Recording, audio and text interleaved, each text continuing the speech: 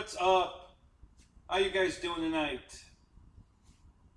What's new and exciting and everything? We're going to talk about it. Shadow Ops, what's up? Good to see you, buddy. What the crap? What the crap? What crap? Where do you see crap? I don't see crap. Eric, what's up, buddy? Love your Star Trek shirt. I'm getting one too. Very cool.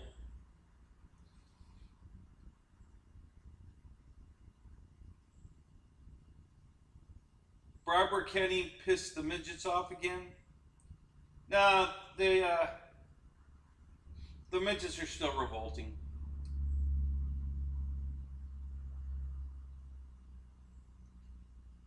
Yes, live long and prosper.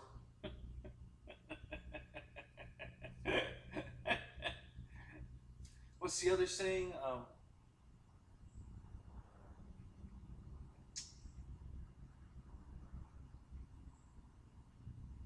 Jeff in Lower Alabama, what's up?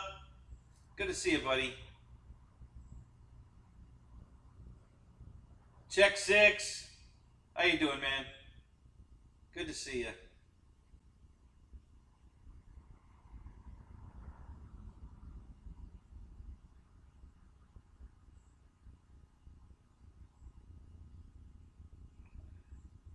Paul McNeil, what's up?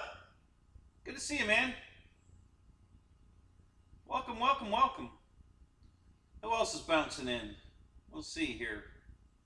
People just popping in all over the place. But any second now, I think we'll hear from Rich M. If my predictions are correct.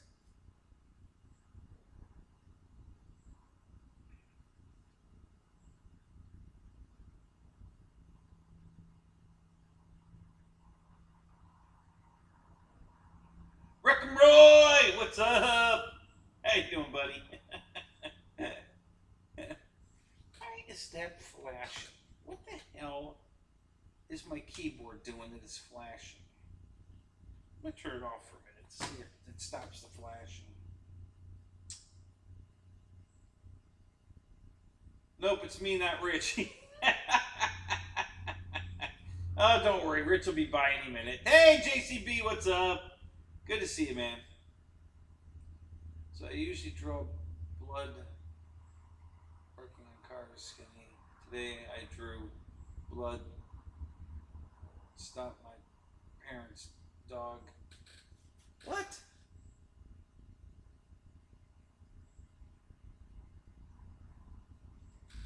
Your parents' dog bit you? Is that what you're trying to say?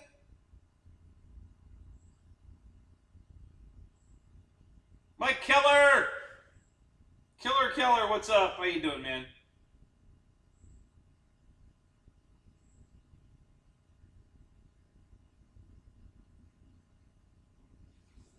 Oh, the props are on the way to Roy?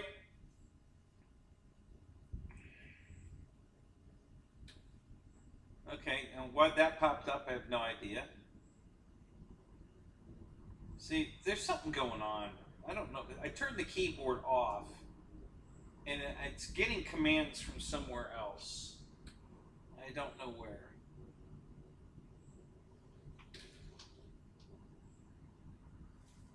So I'm not exactly sure why this keeps doing that. That's what keeps screwing up my chat window.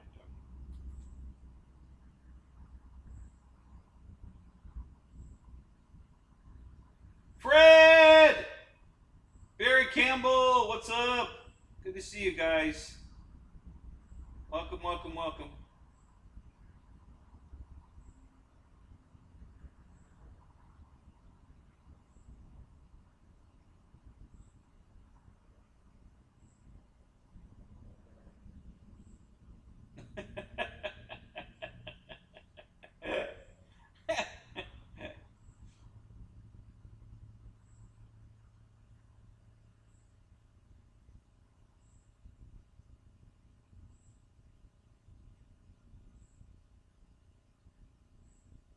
All right, so what any of you guys got something you want to talk about? Let's start that way tonight. What's on your guys' minds? Anything exciting happen, or you saw something you want to buy, or what's going on? Talk to me, Goose. What do you think?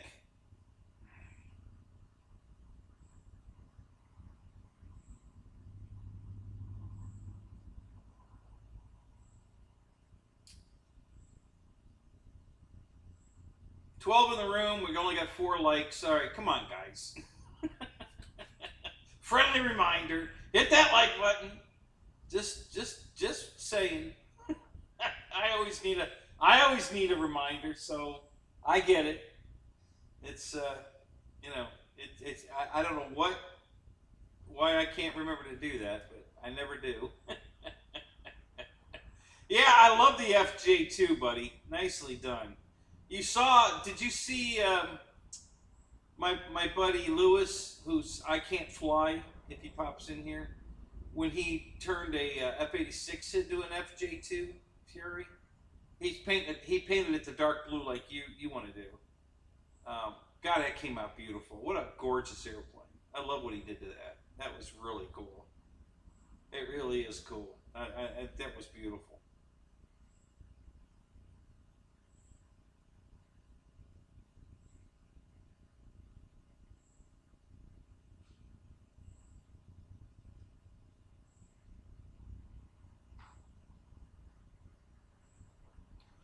Yeah, Shadow, it's still on sale right now. Actually, the Coast Guard one is on sale for $299, and the one I got, the civilian one, went up to $329, which is still on sale because normal price is $399. So the civilian one's on sale for $329, but the Coast Guard one's on sale for $299. So you guys might want to jump on that. I just might buy that one because I really want the Coast Guard one. So I might have to, that way I can do custom paint work on this and turn it into an Air Force all gray kind of scheme. Maybe put the big gun out the side and have that I forget what they call that, but and have a Coast Guard one too. So yeah, I just looked and they're still on sale. So, Shadow,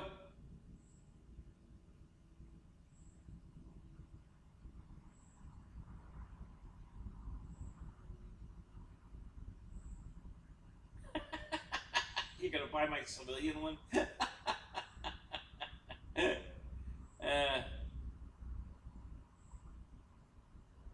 What do you think about the new Beechcraft? There you go, Fred. Yeah. Let's talk about that one. What do you guys think of the new Beechcraft?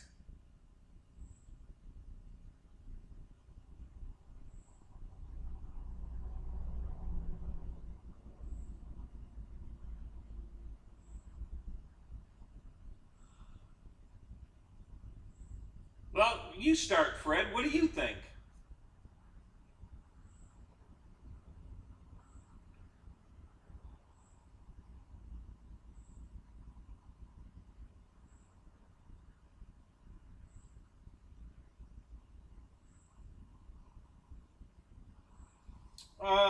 Which one? The Beechcraft, Roy? It's got lights.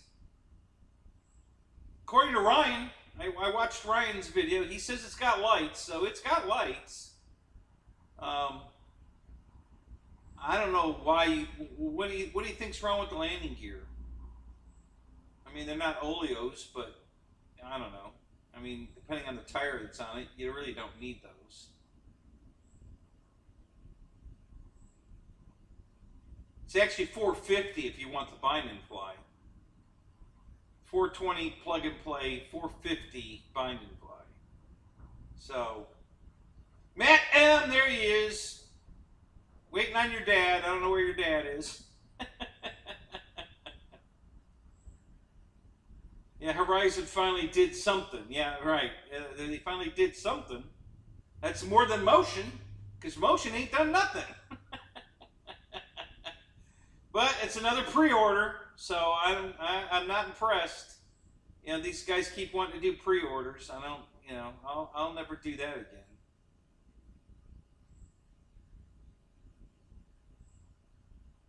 Same cheap gear that E-flite puts on all their stuff. Well, I don't know. I can't think of.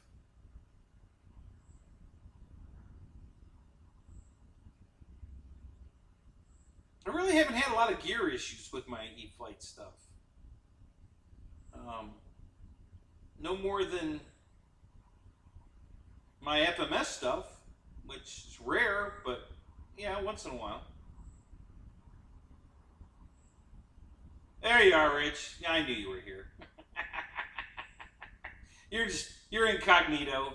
You're lurking, but I knew you were here. It's good to see you, man.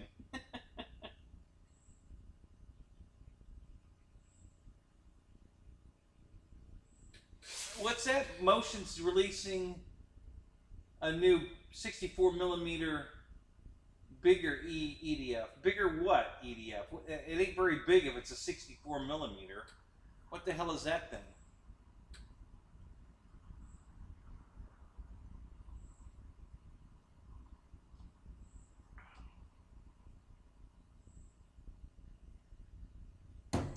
Yeah, it's a good looking plane, Fred.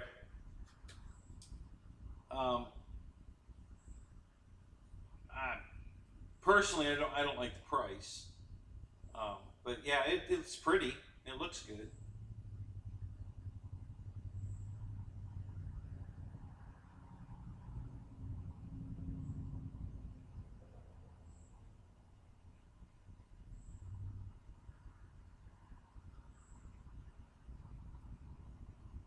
Beginner plane. What happened to the B1? I don't know. What happened to the B1?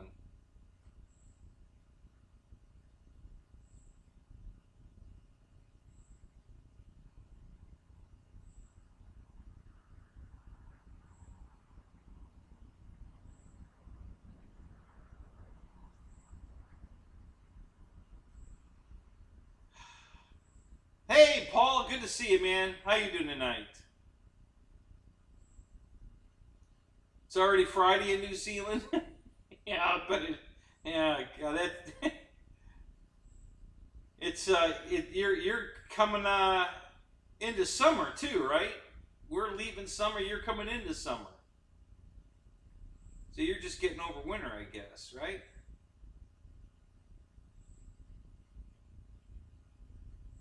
The Banshee.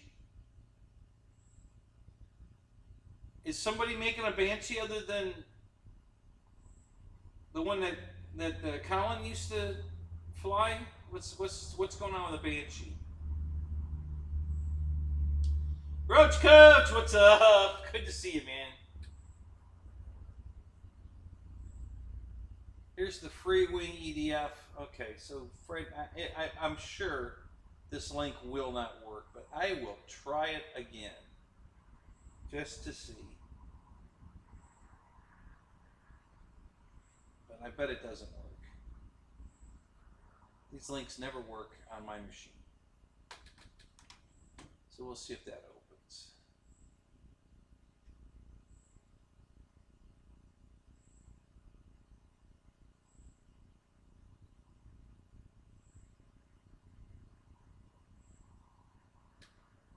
Am I sure I want to leave YouTube? What?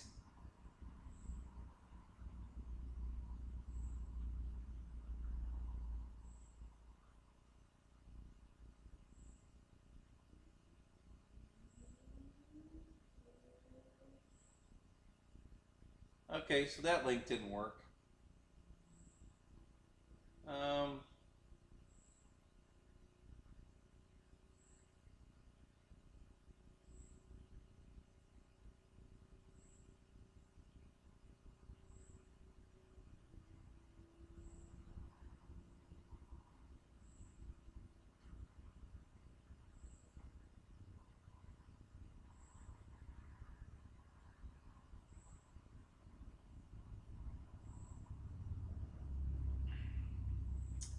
EQ, what did you hear about a B1? What size is it going to be? And who was making it? What did you hear? I hadn't heard any of this.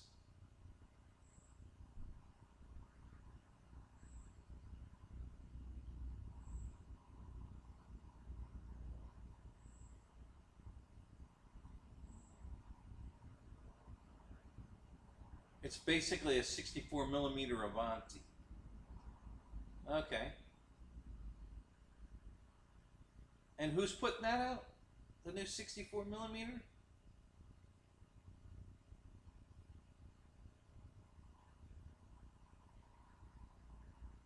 Oh, it's got fixed gear? Oh, crap. Roach, this is the,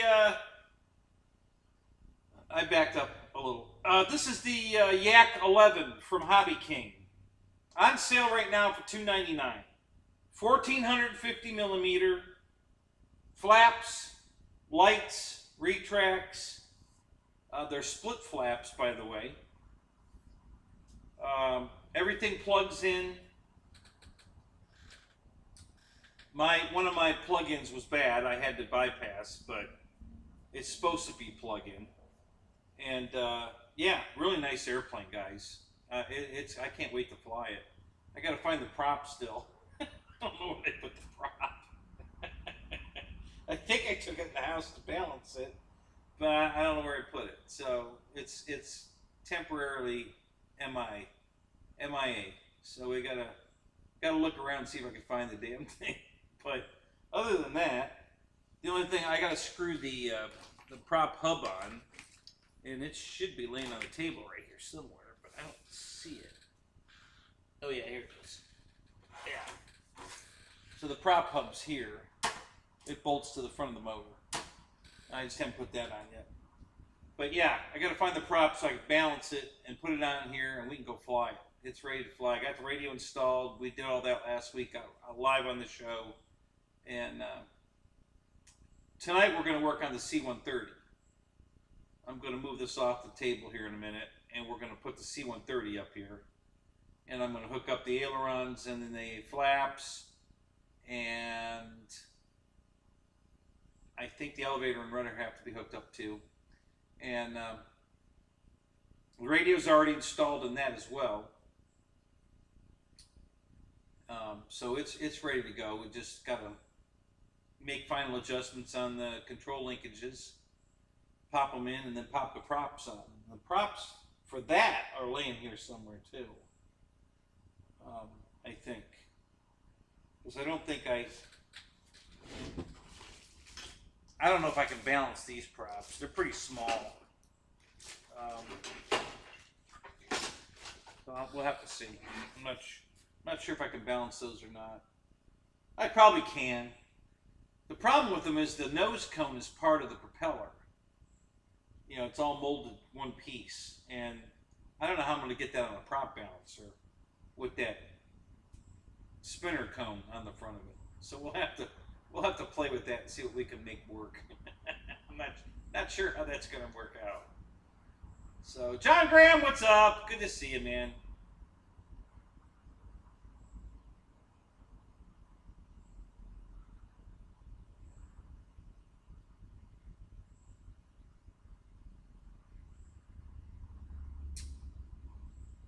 I haven't heard anything, Shadow, on whether that Tomcat's been sent to anybody yet or not. I haven't seen a video. You would think if, well, maybe they haven't given the guy, if people like Chris Wolf, RC Geek, if he got one, maybe he hasn't gotten the okay to release a video on it yet. Who knows? You know, there's so much of this top secret bullshit going on lately.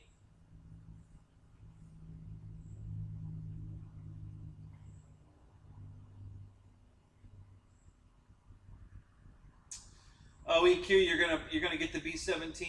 Yeah. I keep thinking about it. I don't know. I'd like to have it. I gotta say I would like to have it. John, thank you, man. Yeah, it's a sweet airplane. It's on sale, $299 right now. You can order that version. The civilian one, the racer one, is not on sale, but this one's still on sale for $299. That's a lot of airplane for $299, guys. Those are like 10 years ago pricing.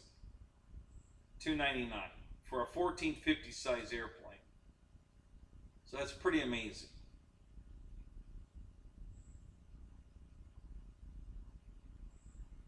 Man, I don't know why this keyboard is messing up.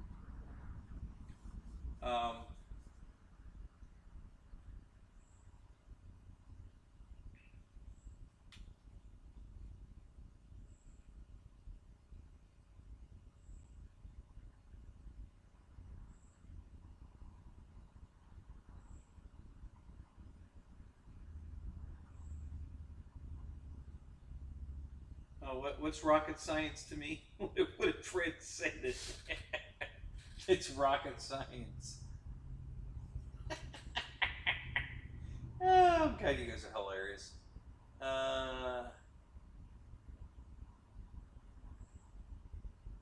Go to the motion site? Is that what's rocket science for me? Oh, that's funny.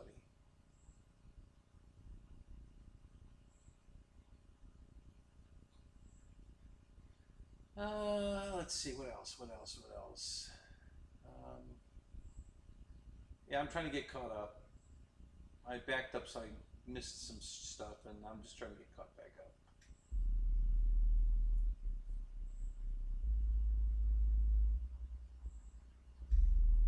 Yeah, give me a chalkboard. These computers, I don't quite get. Yeah, see, this thing keeps running up, back up. There's something seriously wrong with this remote keyboard. I don't know what in the hell is going on. Let me check something here. I don't think this has anything to do with it, but let's just check. Can't imagine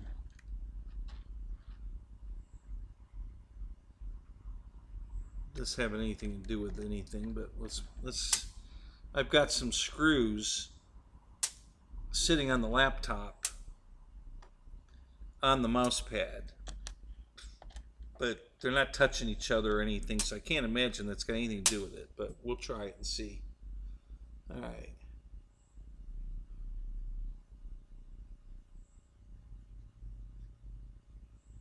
Well, it seems to be working okay.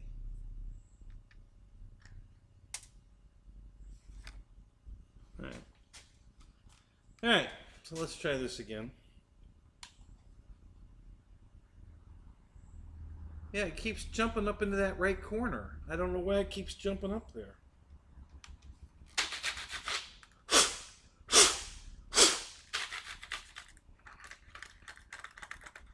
It keeps parking itself on that upper corner. Something is touching the screen there somehow. I don't know what the hell's going on. This isn't a touch screen. Oh, it is a touch screen. Oh, all right. Well then, that's interesting.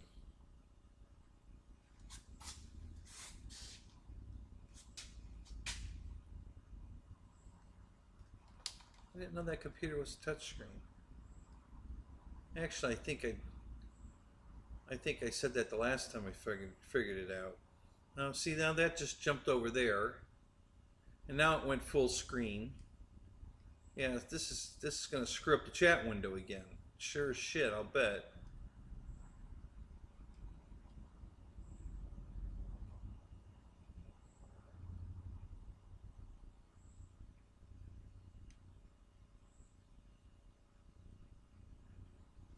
Okay. So it's getting very hard to read the chat, guys, because it keeps jumping all over the place. So let me see if I can get caught back up. Uh-oh, the F4 is going up tomorrow. Is it? All right. Good luck, Roach. Everybody, fingers crossed for Roach tomorrow. We're going to do the F4 tomorrow. Let's all wish him luck on that one. Ken Bird, what's up? How you doing tonight, man?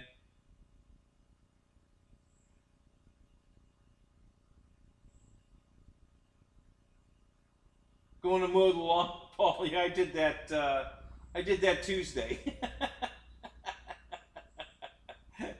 Yeah, I've been there, done that. Yeah.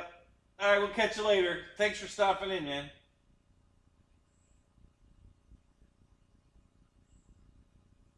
It's my Commodore 64 running AOL. Yep, that's what's going on. Hey, stop making fun of my shit, man. It works.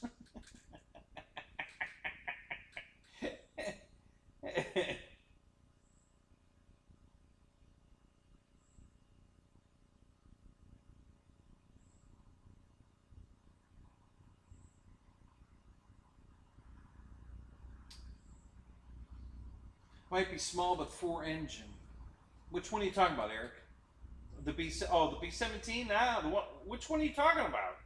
Hell, the one I'm talking about is huge. 1875 wingspan? 1875 millimeter? That's a big bird.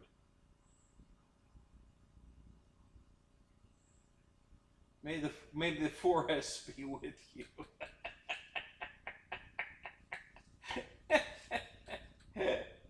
Oh God, Fred, you're a killer. I'm telling you.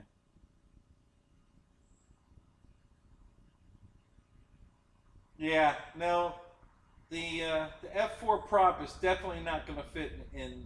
I'm sorry, the Yak prop is definitely not going to fit in my lunchbox. It's a huge propeller.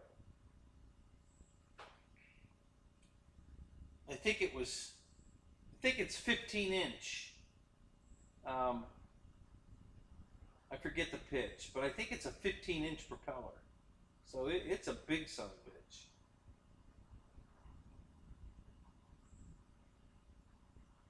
Craig Beeman, what's up? How you doing, man?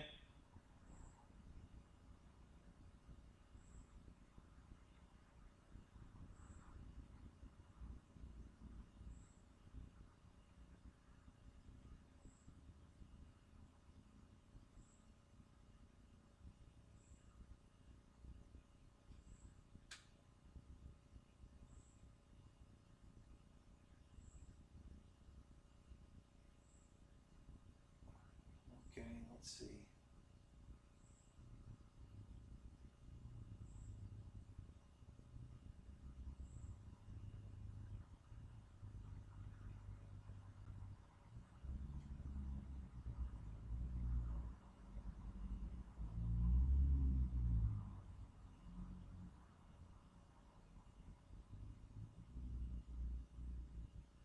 Yeah, John, we like it. Everybody thinks it looks good. I don't like the price. I think it's way too much. Hobby King's killing it right now. I don't know how anybody else can justify what they're doing, or price-wise, when Hobby King is just knocking the door out of the park, man. I mean, holy crap.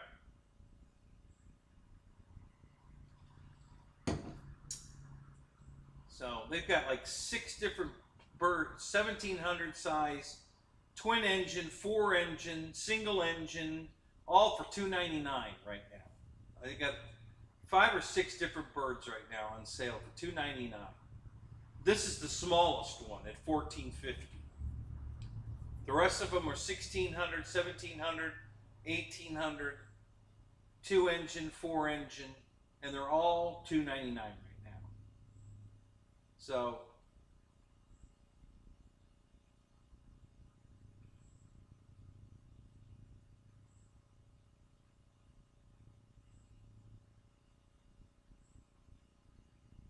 yeah, $300 I'd probably buy one. I'd be all over that beach for $300. $299. That's what I could buy all these other planes for right now. Yeah, I'm not at $450. I'm not even a player. And I like the Beach Twin. I do. I really like that plane, but I ain't paying that for it.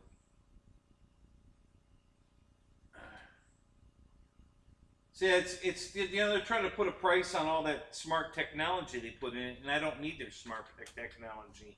My stuff's smarter than theirs, so I don't need their smart technology that they're hanging their hat on. So, wow, that was really weird. Man, I don't know what's screwing up. The laptop, the keyboard. Man, I've got some weird crap going on right now. Holy crap.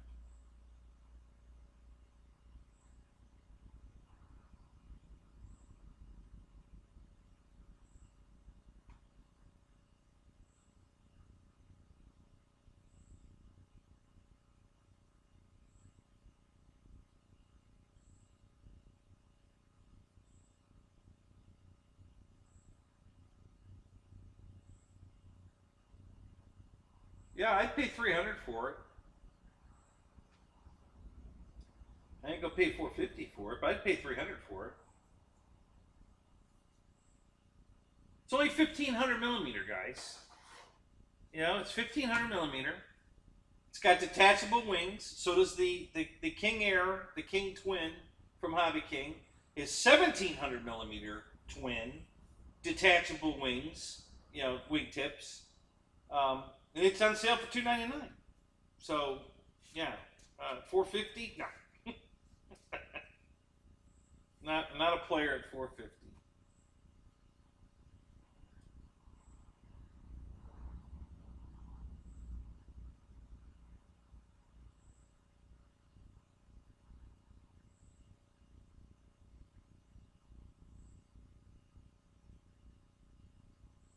Where is the Hangar 51 text reader? Oh, are you talking about Barbara? Is that the text reader? Yeah, she's not here. Listen, she had a bunch of problems with her phone. Okay, she hasn't had a phone in a month. They were trying to fix her phone. They couldn't do it. This was Metro PCS, and so they gave her a small tablet, and they set it up as a phone. So that's what she's been using for a month, is a small tablet as a phone.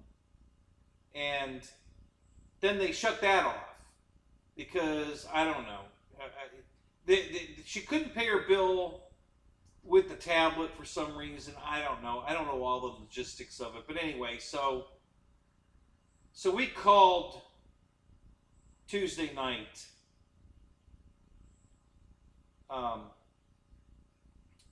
To get her account number, and she was 29. She had to pay $29 to get the.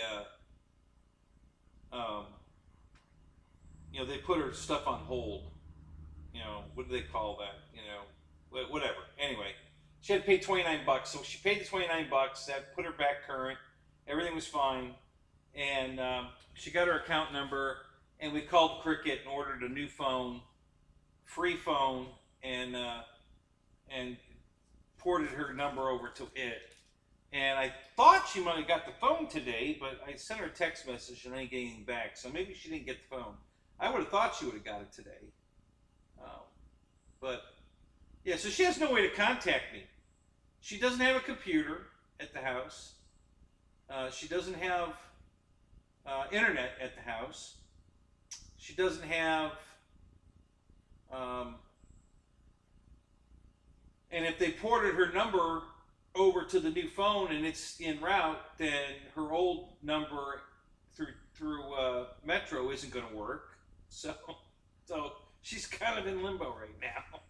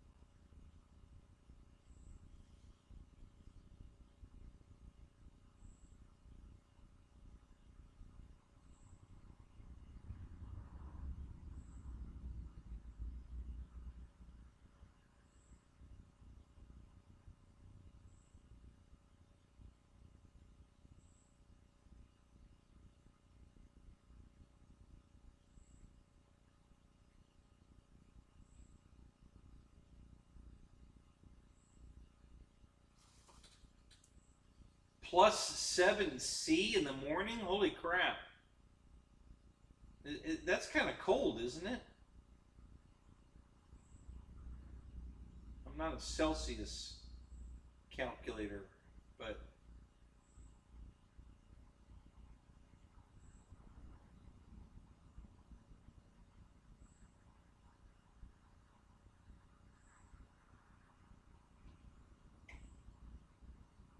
yeah, I keep getting like somebody's running their hand over my touch screen. and I get like 7 dots that go across the screen, like somebody took their hand and went across the screen. So I don't know what the hell's going on. I don't know if the touch screen is failing. I don't know. It's weird.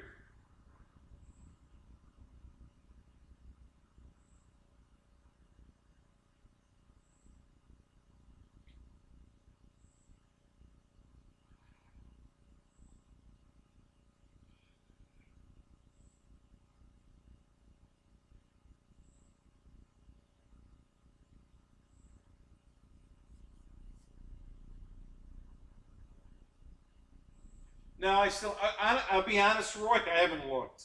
I haven't had time to look for the prop.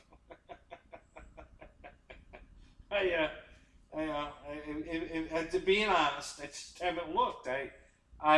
We looked in the house briefly for like 5 minutes. Yeah, we just been too busy, like getting her phone. That was quite an ordeal the other night. That took a couple hours. Getting her a phone lined up, and then I made dinner, cooked some pork chops, and we had all kinds of. We had some shrimp with it, and anyway. So a lot of cooking, and then I've been working. So my days are usually about 9.5 hours on the bus. So tomorrow's a short day. It's only 5.5 hours tomorrow, so I'll have the morning to do a bunch of shit.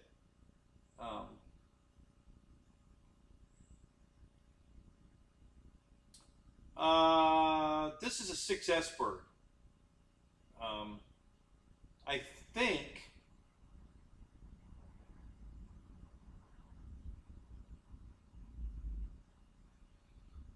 I was gonna say the other ones. Now they gotta both be 6S. Yeah, this is 6S. I'm pretty sure. I looked at the specs. I could go. The box is right over there, but yeah, I'm pretty sure it's 6S. The twin is 4S. The twin what do they call it? The King twin. We always call it the King Air for what's his name, but yeah, the King twin is a 4S bird. And it flew great, no problem at all, man. It flew for 10 minutes on 4S, 4000 4S. Actually, this pack right here. This is the battery I flew it on. I got 2 of these, and yeah, it flew 10 minutes on that. So. Lyndon Stewart, how are you tonight, man? Good to see you.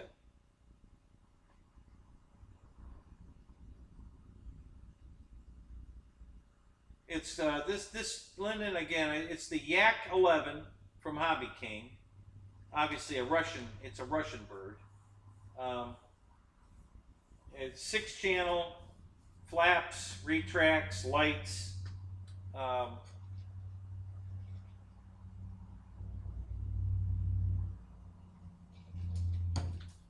From the other reviewers that have already reviewed the plane, it flies fantastic, so they say. I haven't flown mine yet. I've been trying to find the prop. I put it someplace so I wouldn't lose it. I do that quite often. I've got a black hole somewhere around here. You wouldn't believe the amount of stuff that's in that black hole that I keep putting stuff in so I don't lose it. So, yeah, it'll pop up. I'm sure it's here somewhere. I just gotta find it.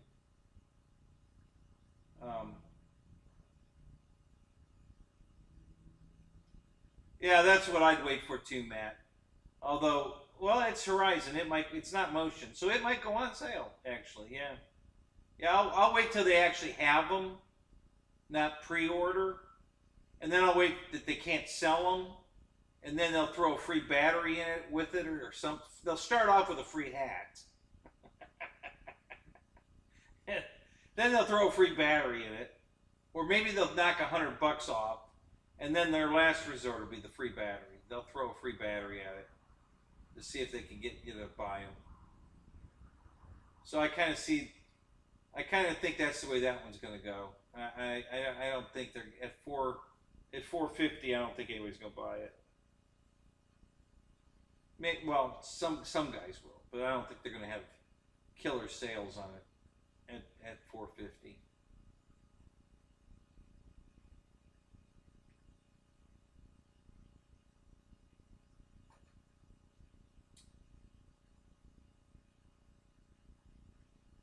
Yeah, I flew the twin a couple weeks ago. I flew the twin. Flies great.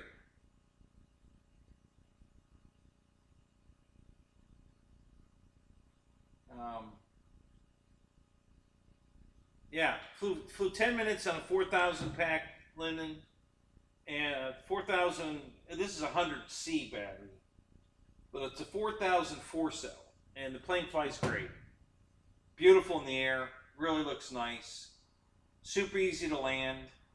It comes in a little hot, but you flare it and let it start slowing down, and then you got to kind of add a little more throttle to keep it in that high alpha kind of, and then it just mushes right in beautiful. Really, really nice. It lands really nice.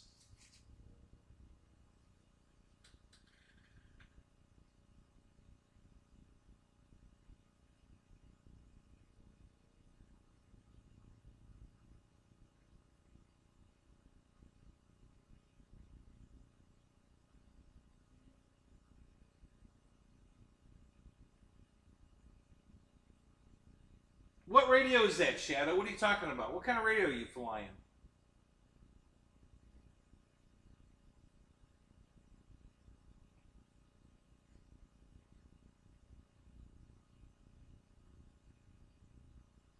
Michael Bear, what's up? Good to see you, buddy.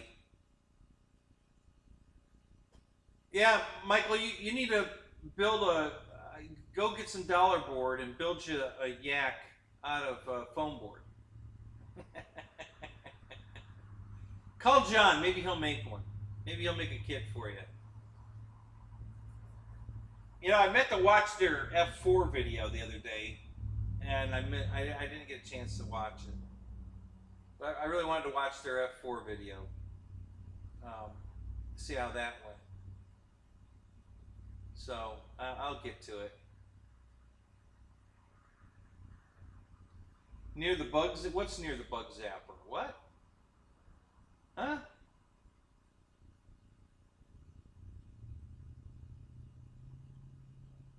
To my right, near the bugs. What's near the bug zapper? What are we looking at? Did you guys find my prop?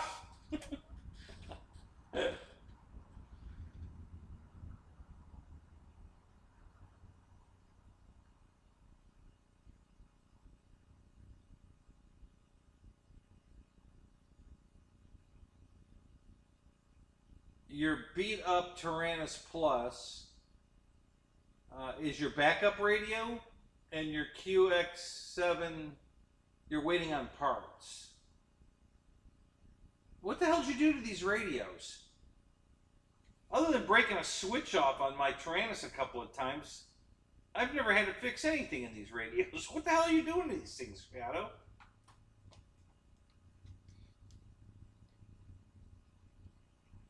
Jackson RC, what's up? Good to see you, man.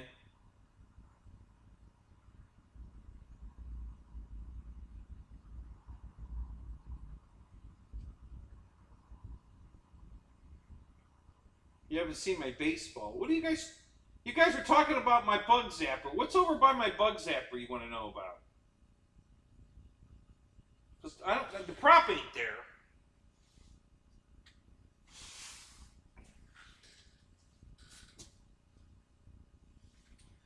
I think I know where the prop is. I think it's on the kitchen table. But there's a bunch of paperwork on top of it right now because we were doing some paperwork stuff, and then we had to move the paperwork so we could eat dinner on the kitchen table. So we threw it all over to one side. I bet the prop's underneath all that.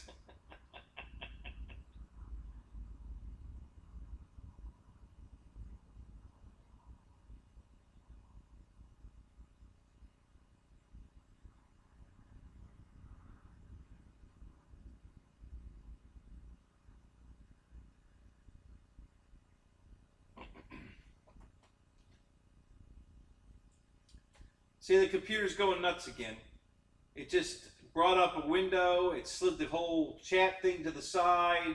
It's doing all this shit on its own.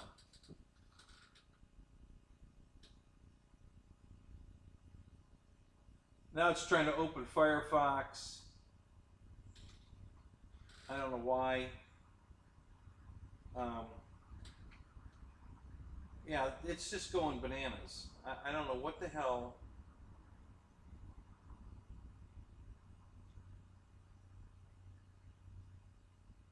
Yeah, it's trying to open Firefox again.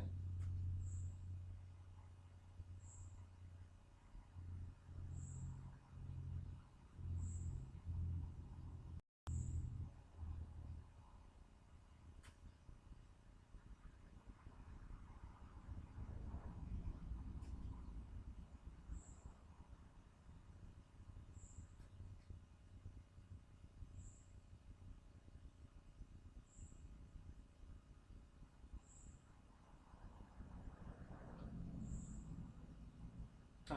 Okay. All right. We're back now. Kinda.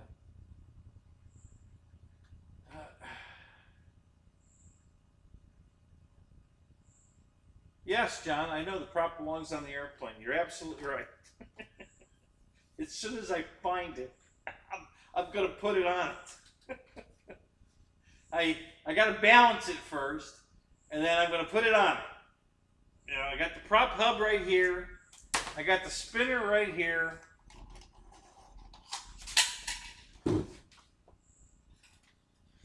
Okay. So we're ready. All right. So here's the spinner. Okay. And there's the prop hub. And here are the screws for the spinner right here. Got an antenna that goes right there. So yeah, I'm just gotta find the damn prop.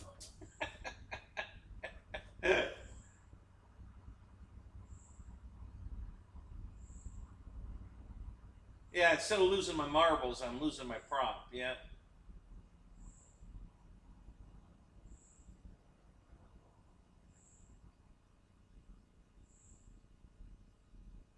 Did I even have marbles? Probably not. You know, that was Shadow being kind. You know, he was projecting that I might have a marble or two.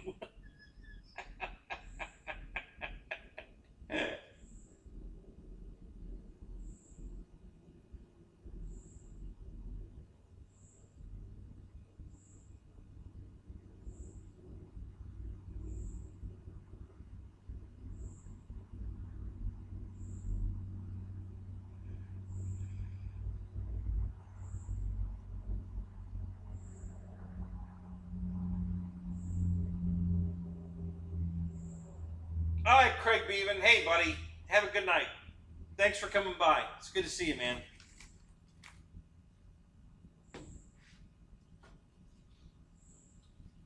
I can almost picture in my head what I did with that prop. Almost. It's kind of like they're kind of foggy. I'm not exactly sure where it is.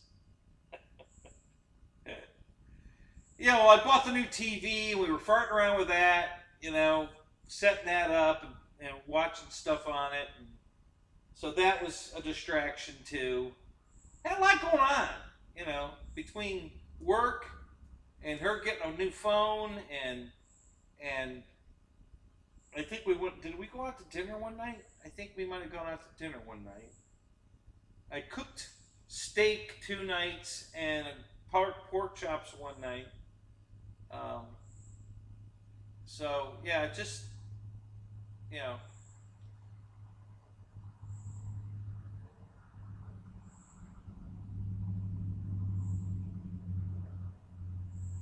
All right, Jackson. Have a good night, man.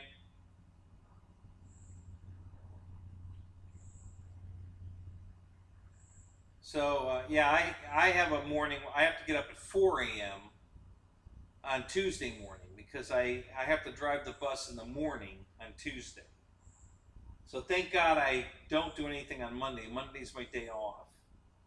Um, the rest of the week, you know, Wednesday, Thursday, Friday, Saturday, they're all night shifts. I get off at 8:30 at night. Go in anywhere between like 11-ish to 3.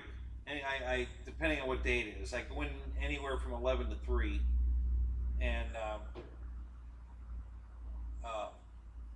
but I always get off, except on Saturday. I get off at 7:30 on Saturday, but it's 8:30 the rest of the week. So yeah, but that one morning shift sucks because I can't go to sleep early enough. You know, I go to bed at 4 a.m. I don't get up at 4 a.m.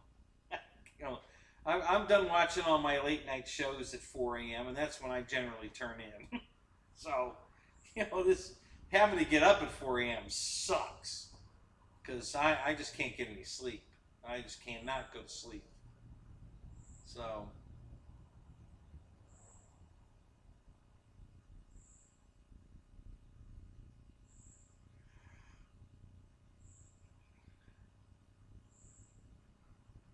yeah, I bet, Shadow. I bet. Yeah. I don't know why they have to get up at the crack of dawn either, honestly. You know.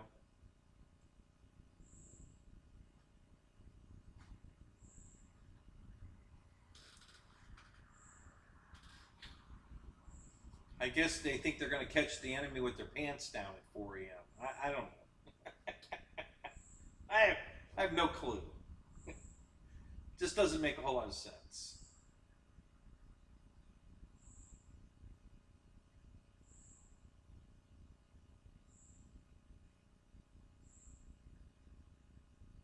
All right, so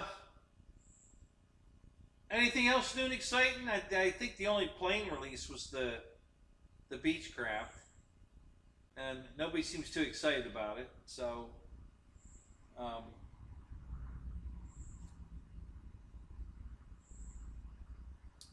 it's hard to get excited about an airplane on pre-order.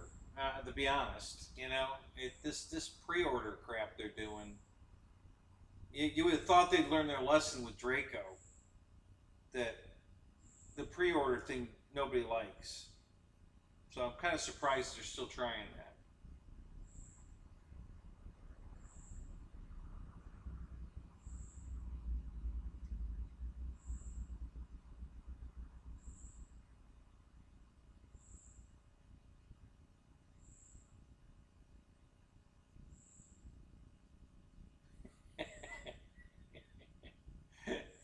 Six, Marshall can't even find his prop nut that he dropped that one night.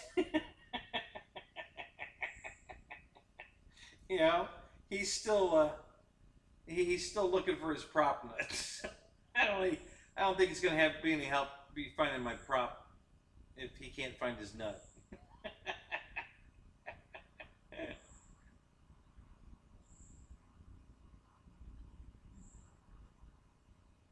Yeah, do a 6 mile run before breakfast. Yeah, that's. I thought breakfast was the most important meal of the day, and you're supposed to eat it first so that you have energy to do the 6 mile run, right? Isn't that how? That's how I was raised on that shit. So why are they making you run before you eat breakfast? Your Draco is still in pre-order. Yeah. Mine probably would be too if I hadn't canceled the orders. Yeah. So, no, to be honest, they've got Dracos everywhere. Every hobby shop has them on the shelf. They've got a warehouse full of them. They can't get rid of the damn things. So, you know, they screwed the pooch so bad on that deal. Um, that's why I don't think they're going to do Scrappy.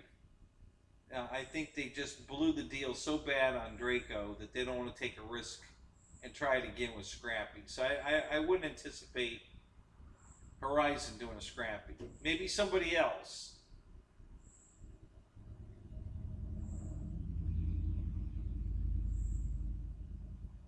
Slapnuts, what's up?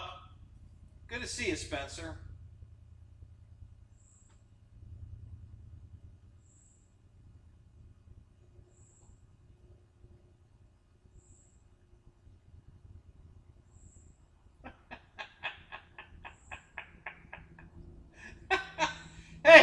I'm not the one talking about fitness. Shadow is.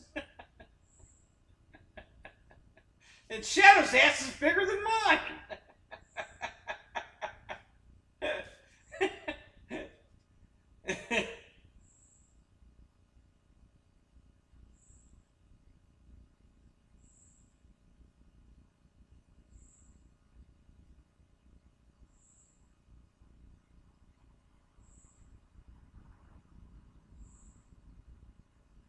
Oh, absolutely, Shadow. Horizon blew that whole frickin' thing. The whole thing. Soup to nuts, they blew it. They set the plane up wrong. The landing gear, they should have at least put oil dampened shock absorbers on that plane instead of the fake ones that do nothing but turn into a pogo stick. And having the motor brake set was a big mistake. I mean, they just did everything wrong. Yeah, everything. From pre-order to execution, everything they did wrong. It's a good airplane. It's a great airplane, but they just did it all wrong. And now people don't think it's a good airplane. So that's why they can't get rid of it. Nobody wants to buy one. I love it. I think it's a great airplane. But you have to know what you're getting, you know, and that's not, you know. So yeah, they really screwed the pooch on that one.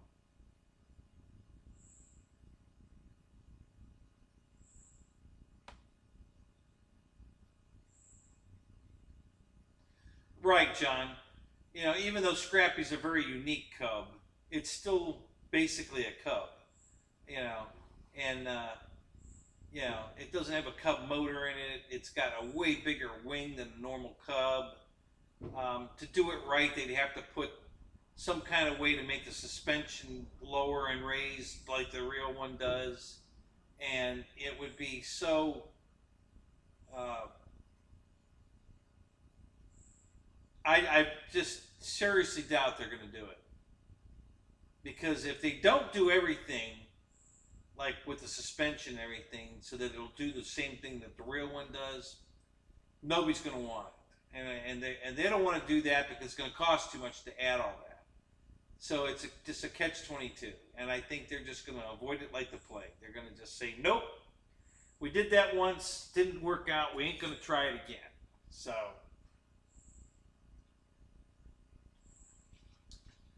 they're just way too complex of an airplane to turn into a cheap radio control airplane. So,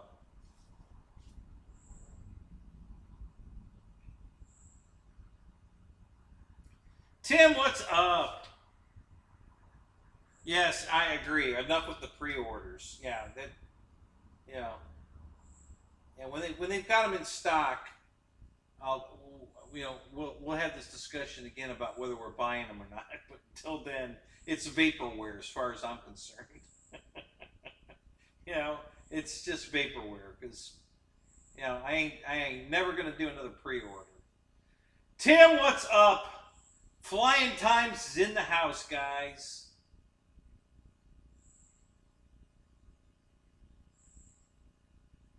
Yeah, Linda, I would love to see it, but like I said, they ain't going to do it. There's just no way they can do it right.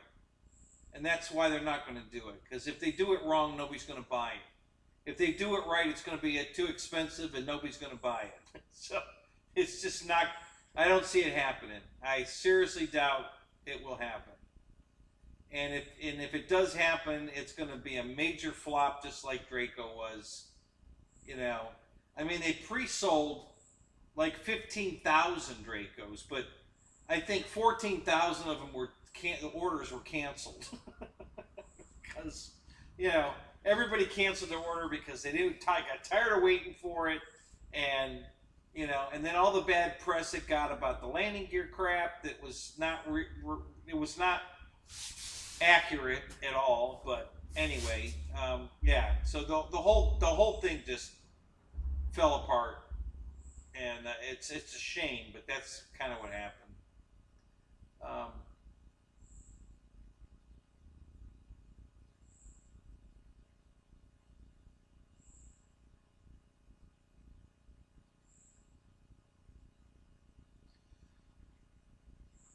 I didn't know that, Ronnie. I stopped watching Cup racing when they went to this new 3 race format thing. I kind of just like, I used to be a huge Cup follower, but I don't follow it anymore.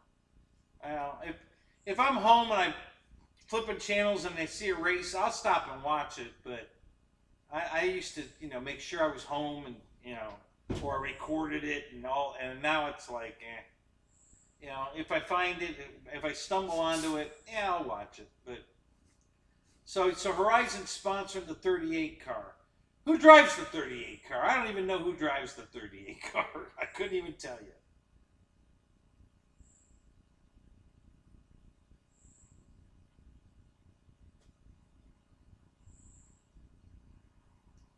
Yeah, that's probably good advice too, Slap. Yeah, Spencer. Skip the first round of the IX-14s. Yeah, because they probably aren't going to have that right either. The Scrappy, Mike. I don't think they're ever going to. There's no way Horizon's going to do a Scrappy. It won't happen. The cops ran over your Draco in the driveway. Holy shit, did you shoot him? You better have shot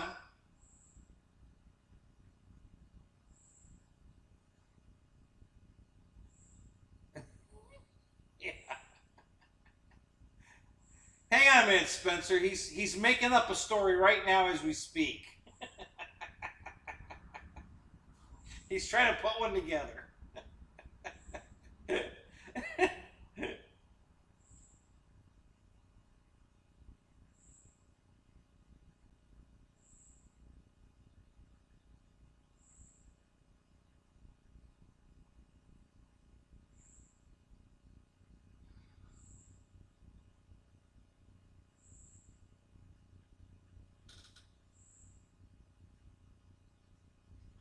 Yeah, that's about when all this shit happened, JCB. When the bootleggers all stopped driving and they changed all the rules.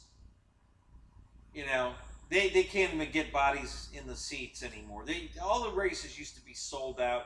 Daytona was sold out a year and a half in advance every year for like 20 years. Okay, because my buddy Wayne had tickets in the front grandstand, and he had to pay for the tickets in like April of a year and a half before the race. That's how far in advance he had to buy the tickets. And there was a waiting list, and then there was a waiting list to get on the waiting list to get tickets for Daytona. Now you can the place is empty. You can walk in just off the streets, buy a ticket, go sit down, and watch the race. But there used to be if you called for Daytona 500 tickets, they would tell you, and you'd say, I want to get on the waiting list. Now, we have a waiting list to get on the waiting list. We're not taking any more waiting lists. We're booked. They're just not, you aren't going to get tickets for the Daytona 500. Now, oh yeah, just walk in. There's nobody in. The place is empty. All the races. If you watch any of the races, Bristol, I think the night Bristol race might still be pretty popular, but for the most part, the grandstands are empty. There's nobody going to these races anymore.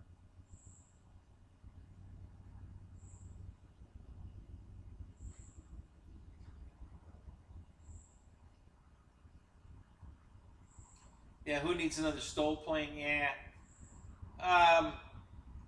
I don't think Scrappy's a Stoll plane, honestly. At least Mike hasn't really done any real exhibitions of it doing Stoll landings. He's too busy flying electric motorcycles on the wings and going in the mountains and doing all the other cool stuff that Scrappy does, that I haven't even seen him fly it as a Stoll airplane. He doesn't seem to be interested in that aspect of the plane. I don't even know if it'll do it. And honestly, because it's pretty heavy, you know, but it's got a lot of horsepower too. But it's a pretty heavy airplane. So.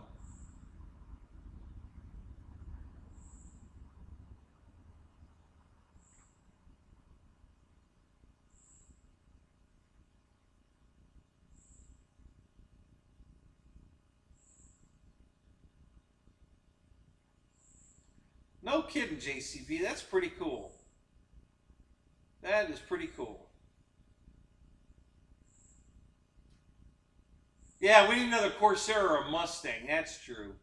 Yeah, because there aren't enough of those on the market.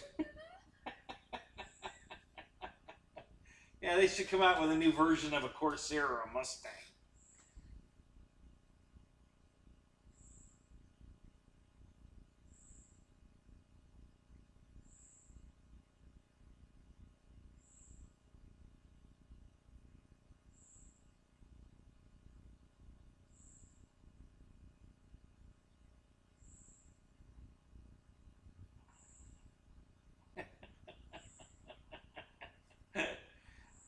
I don't know. Does JCB have a walker? I don't know.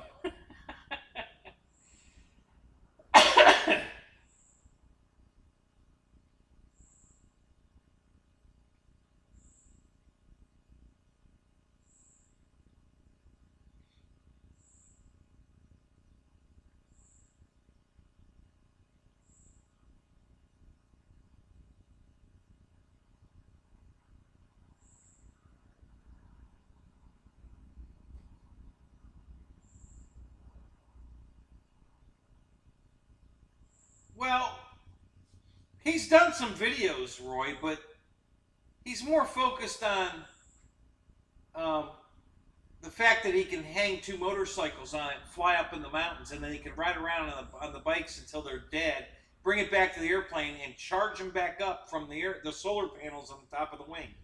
He's really been emphasizing all that aspect of Scrappy, not its flight characteristics. He really doesn't talk much about how it flies. He just talks about what great stuff it does, I mean, it's a cool-ass airplane. It does a lot of shit, search and rescue and all that. But, yeah, he really hasn't talked about, like with Draco, he was showing that thing off all the time about how short it would land and hit the beta and stop it, right in its tracks or even back it up. And, yeah, he hasn't done any of the videos with Scrappy doing that. He just other stuff, talking about, the electrical system, and he can weld from the batteries and the solar panels that are on the plane. He has enough amperage to do welding off-site. He can hook up his welder and weld out in the boonies. So, and like, again, it's all really, really cool stuff, but he's not treating it at all like Draco. Draco was all about the flight characteristics. Scrappy is exactly the opposite. He's never talks about the flight characteristics, really. He likes the way it flies, and he made some modifications to it. I don't know if you saw that or not. He put counterbalancers on the ailerons so that the ailerons were easier to maneuver, make them more effective. So he put counterbalancers on the ailerons, and then he did something else. I think he shifted the CG. He moved something around to move the CG back. I think he wanted the CG back. So I think maybe he moved the gas tank. I don't know. I forget what he did. But yeah, it was... but yeah, he hasn't really talked about, like he did with Draco. His emphasis is not on how it flies. He says it flies great, but I mean, it's a STOL plane. He hasn't really talked about that. Maybe it turned out great, but it's really not going to be a STOL plane. Maybe it's just going to be a, backwoods, land anywhere, side of a mountain, weld something together and or go dirt bike riding or whatever the hell because that's basically what he's been doing with it. So.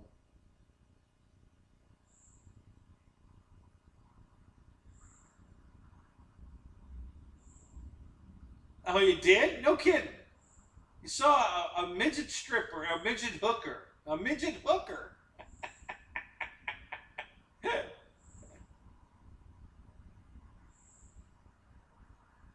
That's funny. A midget hooker. Wow.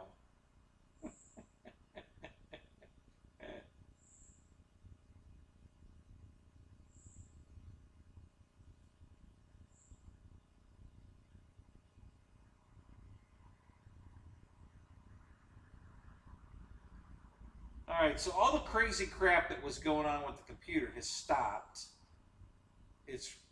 I'm gonna jinx myself, but right now it's rock solid. Nothing's doing anything stupid. The keyboard's not flashing on the screen. I'm not getting those dots on the screen. Everything's perfect right now. I set the keyboard over there and I haven't touched it, and everything's perfect. I don't know what the hell's going on.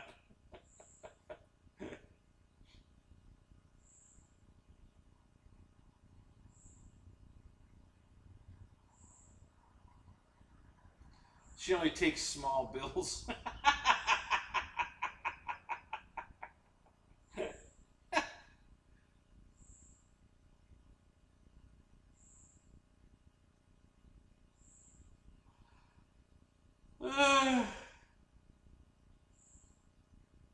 You were wondering if she was half price?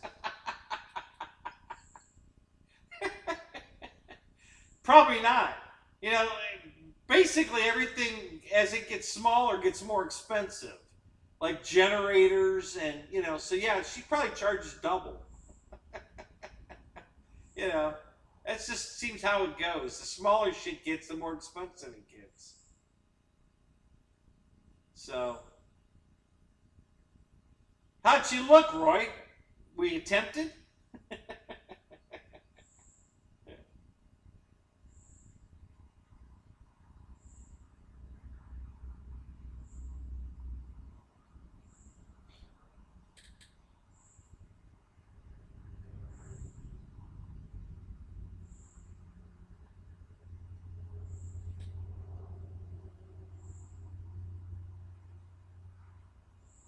UMX hooker. There you go.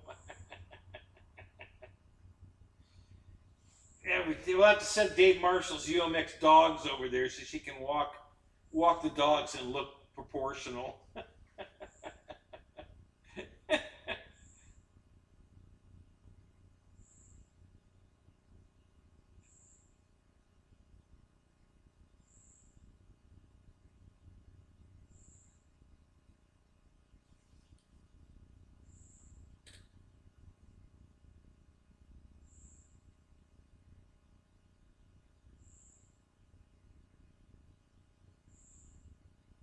Oh, Michael, I didn't lose it. It's here.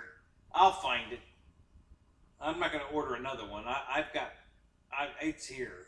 I just have to go spend more than 10 minutes looking for it. I'll find it.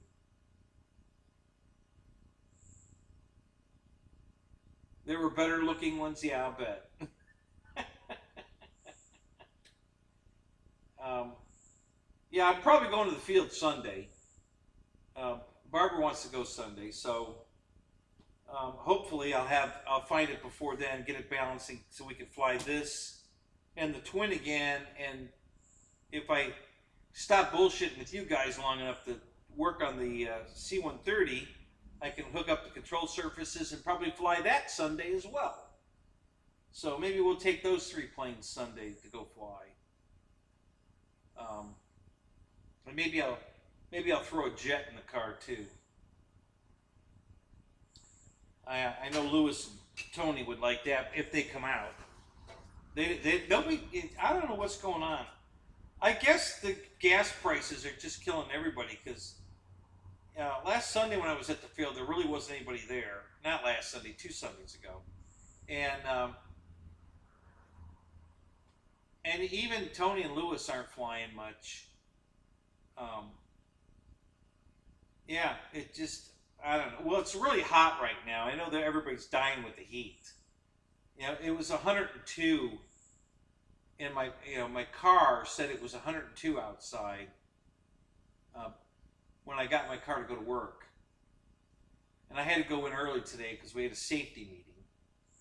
And so I left the house at 9:30 in the morning. It was already 102. So, um,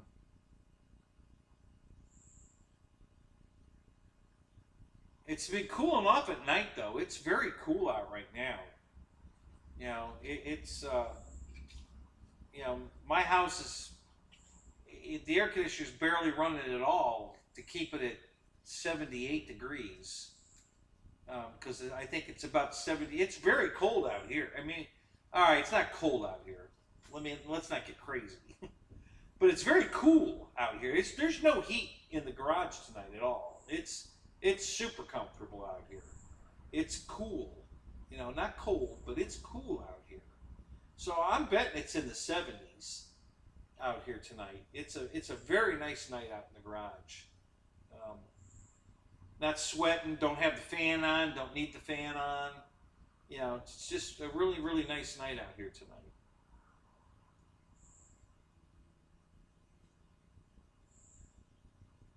Yeah, I'm just the opposite, Roy. I don't like flying when there's nobody there. To me, it's not fun. I can fly here. I've got plenty of room to fly right here. If I want to fly by myself, I'll just stay home. I don't want to fly by myself. I want people there. I like hanging out, and talking, and flying with each other, and just get some guys to fly formation with you if you can get that to happen. So yeah.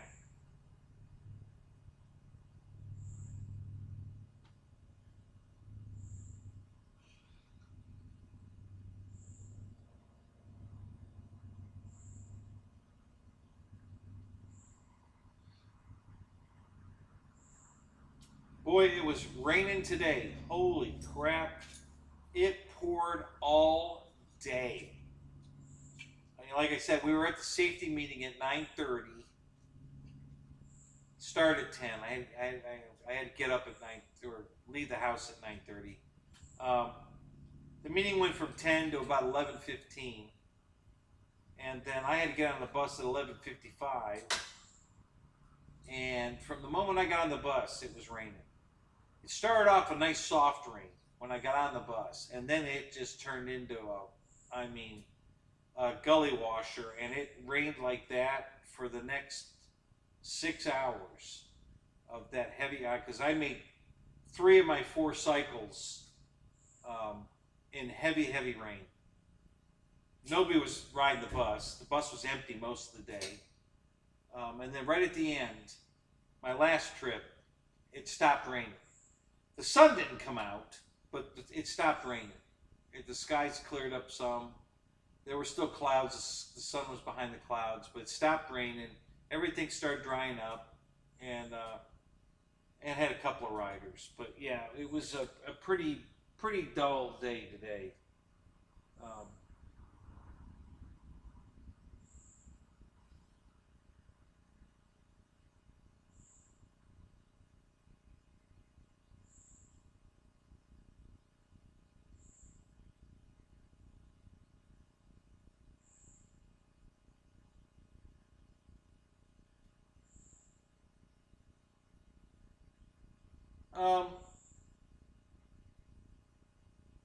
I don't know, Ronnie. What point are you trying to make? I don't understand. The car is fixed. It's been fixed. I'm still waiting for the new part for the motorcycle to fix the drive shaft on it. So it is broke. I can't ride the bike. My car won't pull the trailer. The wagon won't. But if I get back on the 94 Impala over here, that will. But I guess got to finish putting it back together. Can't afford. Yeah, I can't afford the gas. That's why I've only been to the field once in the last 5 months because I can't afford the gas. Um, so where's the bullshit I fed you? I don't know what point you're trying to make, Ronnie.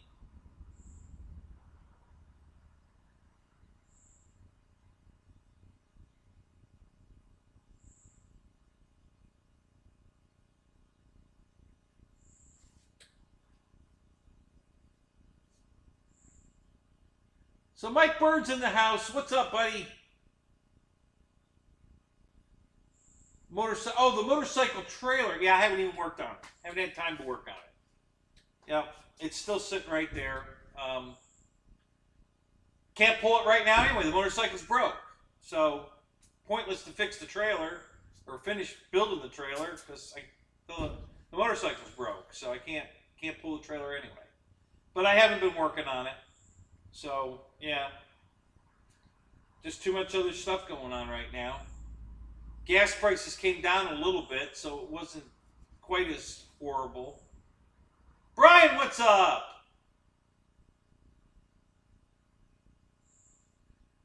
Do I still, the wet willy? You mean the wild willy? Yeah, I still have the wild willy, yeah.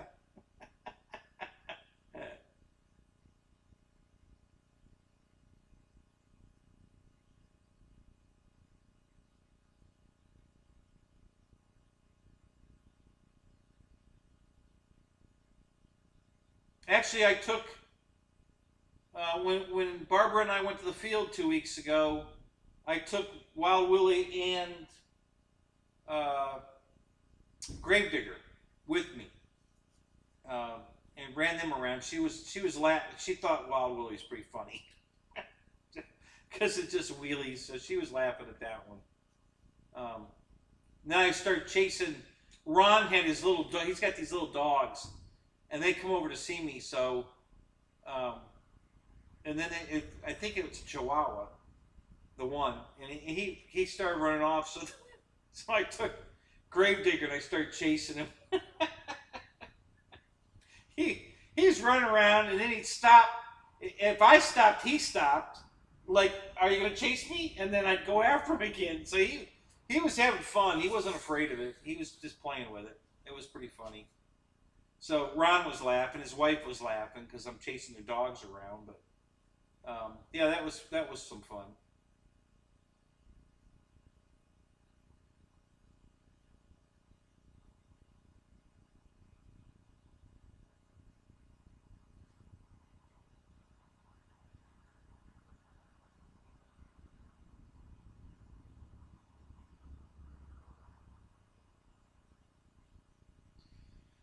If you want to do a lot of laughing, Brian, get one because that thing is hilarious. I mean, it's so funny to watch because it just does wheelies. I mean, it's almost impossible. I mean, you got to really feather the throttle if you want to roll it off and not do a wheelie because any real pressure at all on that trigger and because it's all the way to the back. It's designed to do wheelies. Once it comes back down, the torque's off. It drives around normal. It's kind of bouncy because the suspension is very springy. And that's part of what makes it funny too. Is because it's kind of, it just kind of bounces around and then does a wheelie and bounces around, and so yeah, it's comical to watch. It's funny. You'll laugh a lot.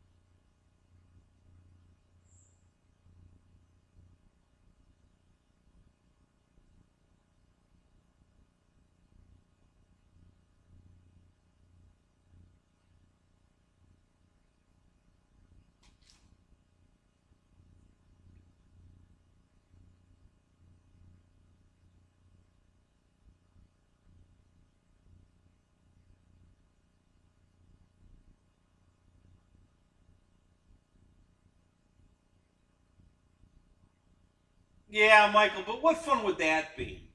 You know, and then I'd be flying all the old planes, and I'd be missing out on all these cool new planes that are on sale super cheap. So, but yeah, I hear you. Um, you know, it's you know, I gotta be honest. The 3 acres, it turned out to be way more work than I thought. It's really it's been really hard to keep up with the cutting the grass, keeping the trees trimmed, picking up all the wood that's. I mean, I got a pile of wood out here I got to burn. Maybe tomorrow. I don't know. If it doesn't rain all day. Um, yeah, it's the property has become way more work than I thought.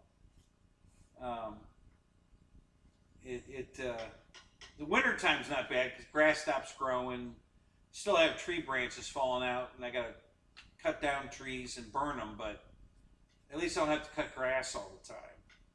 During the summer, it's just constant cutting grass. You know, 3 acres is a lot of grass. So, you know, so yeah, that's a bit of a pain.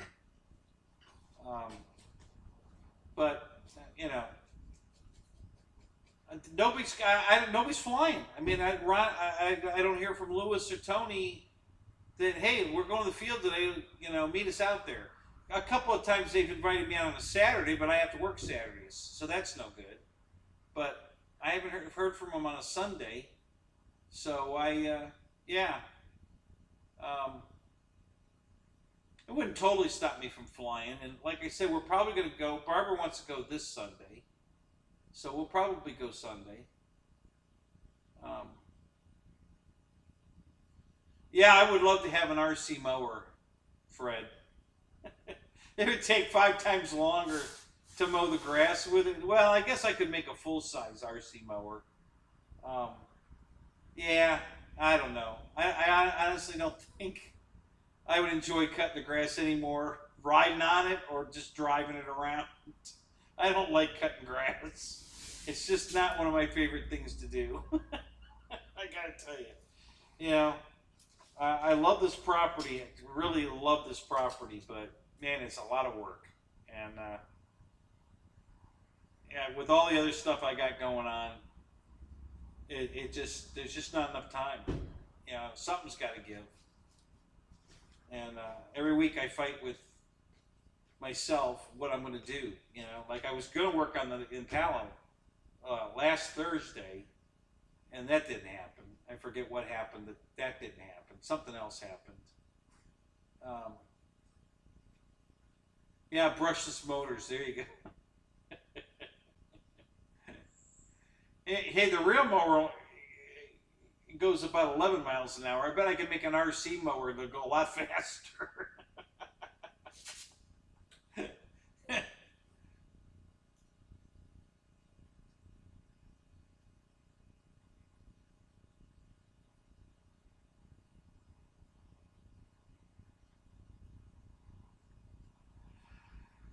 Oh, golly, golly, golly. Ugh.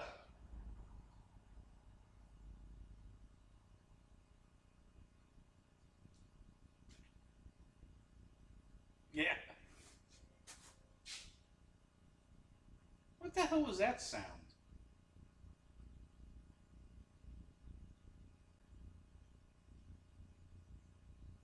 That was weird.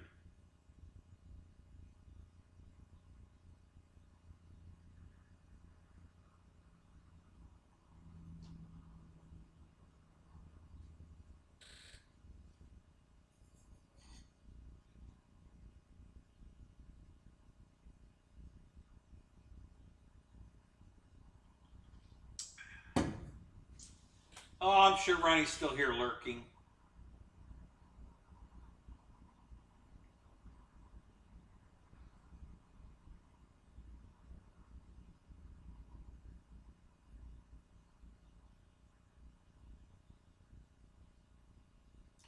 Yeah, I know, Ronnie. That's another thing. You know, I haven't had any time to work on that.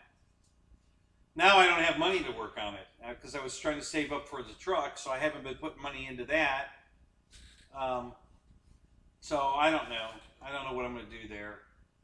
I need to at least get the electrical run. You're right. I definitely need to get the electrical so that I can operate everything I want to operate in here. Right now I'm working on extension cords, and I can only keep so much stuff on it at the same time before it pops the breaker. So I definitely need to get the electrical done. That'd be a big start. So yeah, I need to, I don't know. I just can't prioritize enough. You know, at first I wanted another vehicle, so I had a backup to get to work. That's why I got the motorcycle back on the road. And then it broke, and I need the universal joint, which is on the way. I used one off eBay. It's on the way. It should be here. Actually, I don't think it's going to be here till the 13th.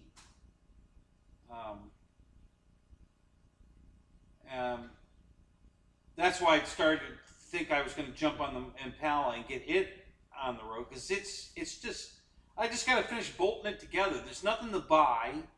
The motor's in. The motor and training is in the car. Now I just got to hook everything back up.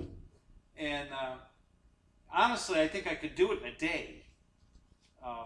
But something always comes up that takes me away from what I had planned to do that day. But yeah, I wish I could get that done, so at least I'd be back to 2 vehicles. You know, I'd have a backup vehicle, and then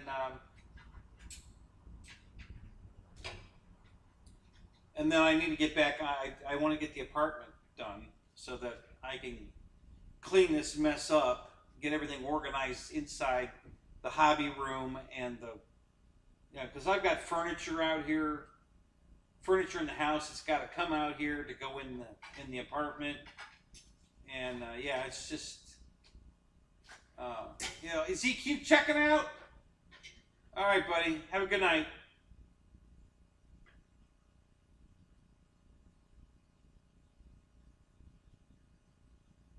Yeah, I struggle with it. I suck at it.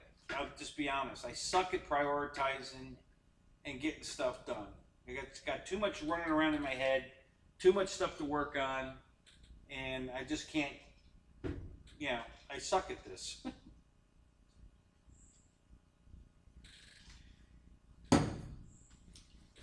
So,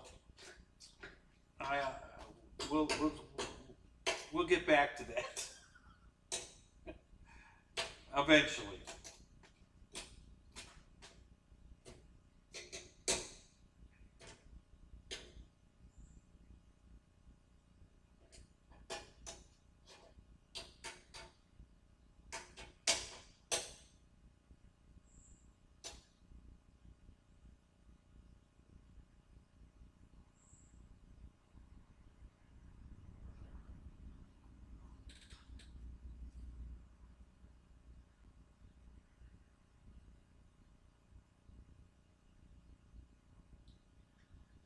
Oh, so you're in the same situation too, Ronnie? Yeah.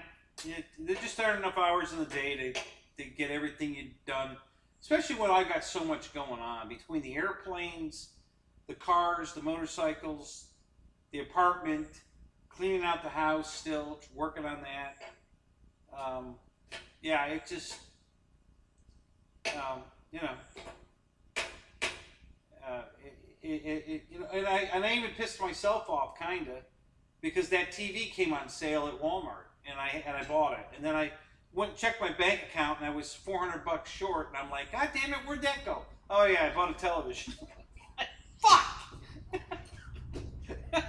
You know, it's like, I mean, I'm really glad I bought it. It's a really nice TV, and I enjoy watching it and everything, but damn, you know. So yeah, that just. You know, God, I'm telling you, it's just.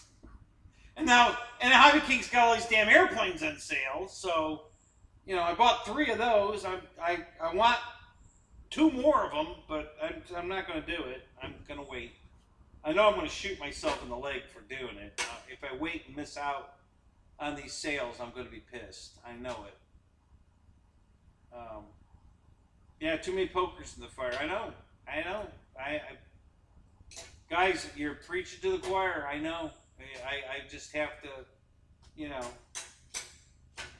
right? And I have a phone interview tomorrow morning for another job. Try to make some more money. The bus job's not working out. It's all right. I mean, I love the people I work with. I don't mind the job. The job's good. Driving that bus is good. It's just the pay sucks. And we found out last week that the company that bid to run the bus company for Hernando County had to underbid their bid for the next 10 years. It's a 10-year bid. They had to underbid their old bid to keep control of the buses. So they got the bid, but like I said, they had to underbid their old bid to win it. So they won it. But now there's definitely not going to be any money to give us raises, because they couldn't give us raises before because there was no money. So now they're definitely not going to be able to give us raises, because now they're making even less than they made before. So there was on my route, there's a Gator Gypsum. I assume it's a drywall company, but they do way more than just drywall. It's building materials. But they sell everything. DeWalt tools. I was reading the thing of all the different brands that they sell. So they were looking for a CDL driver. So I stopped in and talked to a guy. He said that the guy that does the hiring is out on maternity leave because his wife had a baby. I got an email from him yesterday. No, actually, no. I got an email from him today to call him tomorrow. So I got to call him tomorrow and see if, they already gave me a rundown on the pay, and it's a lot more money than I'm making now. So I'm going to call him tomorrow morning and see where we're going with that. Because that will help a lot. If I'm making enough money, maybe I can pay somebody to do some of the stuff I need done. I got a buddy that's an electrician. Honestly, he'd probably do it for free. I just don't want to ask him. But you know what? I think I am going to ask him. Fuck it. I want it done. I'm going to ask him. Screw it. He's an electrician, and he owes me a big favor because I just saved his ass big time. So he, and I'm sure he'll do it. I hate asking other people to do stuff that I can do myself. But I just don't have the time. So yeah, I think maybe that's what I'm going to do. I'm going to call my buddy Carl and say, hey, come over here. I need some help. But anyway, so I have a job interview tomorrow, a phone interview tomorrow. I hope that goes well, because I could really use, it'd be better hours. I won't be working till 8:30 at night. It's a 9-to-5 job, Monday through Friday. My weekends will be free for flying, and the pay will be good enough that I can afford to go to the flying field, and it'll just make a big difference. To have a 9-to-5 job, no weekends, and a lot more money. And I mean a lot more money. We're talking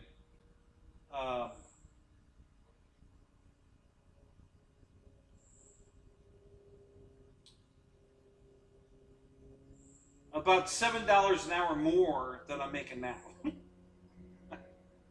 So that's a big raise, $7. So not 7%, $7.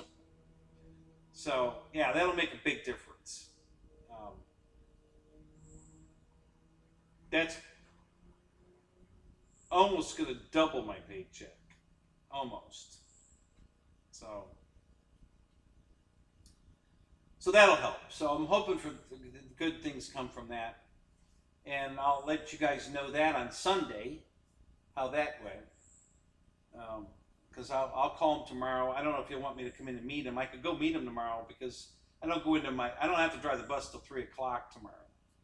So if I call him early in the morning, he wants me to come over and meet him, I can do that. I can stop in on my way to work, sit down with him for an hour or whatever, and still make it to drive the bus. And hopefully I can give my boss my 2 weeks notice when I go in to drive the bus. I'd love to be able to do that.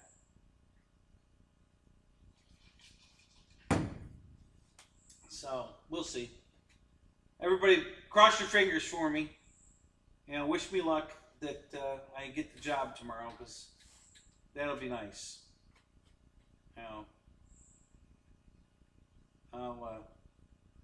I do like driving the bus, but Keith Christie, what's up? How you doing, buddy? But it just doesn't pay anything, and this company's not going to ever pay anything, so it's a dead end. It's time to move on. This is a dead end job.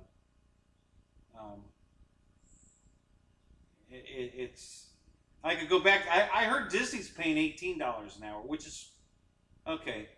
That's what they're offering me at this place. Plus, once I learn to work the rest of the equipment, which I already know how to work all the equipment.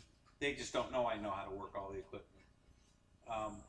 Fork truck, reach truck, electric pallet jack, overhead crane. I've got experience in all that. I was the trainer for Home Depot. When I worked for Home Depot, I was training everybody how to drive the fork truck, the reach truck, the pallet jack, and all that. So, I'm pretty good at it. So that won't be a problem. So I'll get those raises immediately. So yeah, it's going to be good money there. But I could go back to Disney. They're paying $18 an hour to drive a bus with people. And that was fun. I loved that job. It's just too far away. If I hadn't built this damn garage here, if I'd have known my ex was going to leave and I hadn't built this garage, I would have already moved over there and then built the garage over there. And I'd be working for Disney right now again. Because I already called them. They wanted me back. They said, yes, come on back. But I can't walk away from this damn garage now, damn it.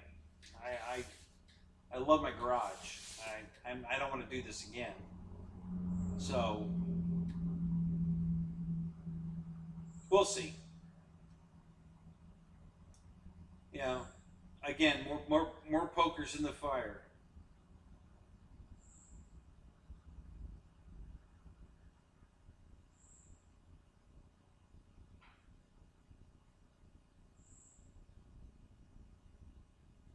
Well, that's true, Ronnie. Yeah.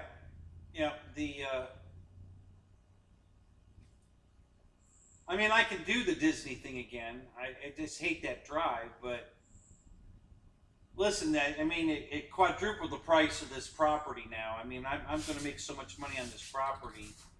I can afford to sell it, go buy property over there, and put another garage up. It's just the aggravation. It took 2 years of permitting, to get it through permitting to build the garage. So we're starting over again. Unless I can buy something that's already built, has a garage on the property, I got to start this whole process over again. I don't want to do that.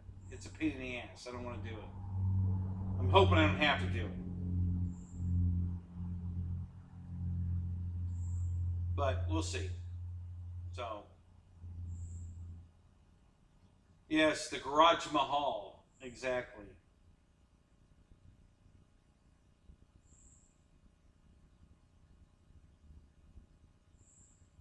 What costume do you wear? What? Oh, you mean a Disney? No. No, I wear a bus driver uniform. Well, it's a costume. You're right. They call it a costume. It's not a uniform. It's a costume. Everything is theater wording. Everything. You're either on stage, you're backstage. You're in costume, you're not in costume. Yeah, everything is theater. Yeah, every verbiage, you know, it's not normal at all. They do everything over there in show verbiage. So, yeah, you got to get used to that. Yeah. So, yeah, so I have a bus driver costume. Got me out of a ticket one night. Cop pulled me over. You know, it's a very official looking outfit, you know. I've got bars on my, almost like a pilot, you know. It looks like a security guard outfit. And yeah, a cop pulled me over one night and it was apologizing for pulling me over. He couldn't get away from the car fast enough. Oh man, I'm so sorry. Carry on. Have a good night. And he's walking. I says, well, what's the problem, officer? Well, you pulled out of the gas station without your headlights on, but you've got them on, and you know, I'm sorry. I'm just like, what the hell? It's, you know, he was so embarrassed or afraid for pulling me over. I don't know what the hell I don't know. But it had to be the costume because it wasn't the car, you know. And so yeah, I don't know. It was funny. I cracked up laughing after he drove away. I was like, well, that was different. I haven't had that experience before. Usually they're giving you all kinds of shit, you know, just to harass you because they can. But this guy he couldn't have been more apologetic about pulling me over. So. Yeah, that was pretty funny.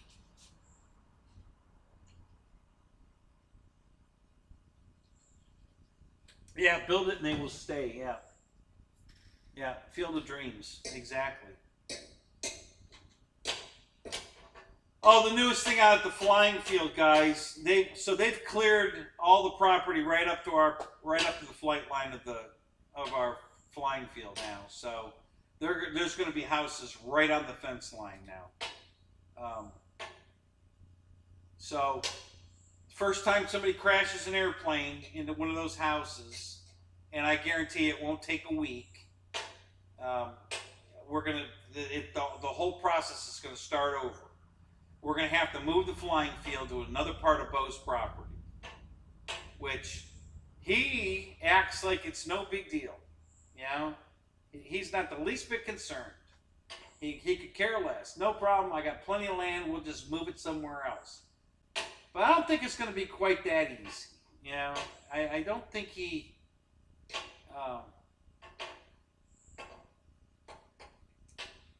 Between having to move the cows again, between rolling the property flat, you know, the runway areas flat enough to make nice runways again, and then, you know, seeding it with the proper grass, and it's not going to be an overnight kind of deal, you know. I don't know how long that's going to put the field out of commission for anything other than bush planes, you know. They definitely won't be flying jets off of it for a while, that's for sure. So yeah, it's gonna be a problem. I mean, Bo's kind of laughing it off like he don't care, but man, I don't see this ending very well. So, but anyway, we'll see. You know, I tried to avoid this by having Bo trade some property, and he didn't want to do it because of his aunt that that owns a piece of one part of the property. They co-own it together, and that happened to be the piece that she co-owns that they would have had to swap. And he didn't want to talk to her about it. I guess they don't get along. And I said, well, have your attorney talk to her. You won't have to talk to her. Just have your attorney talk to her. He didn't want to do it. He'd rather move the flying field to another part of the property than had fixed that so we didn't have to move. So, okay, whatever.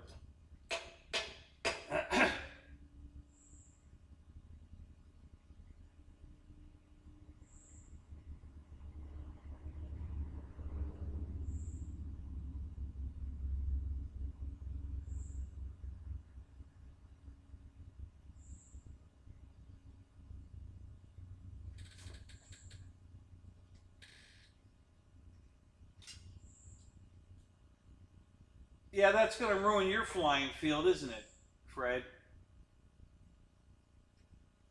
You'll probably get all kinds of. The police will be there every other day. I'm sorry, sir, but you can't fly that airplane here. We've had complaints. You know, buzzing the tower is not allowed.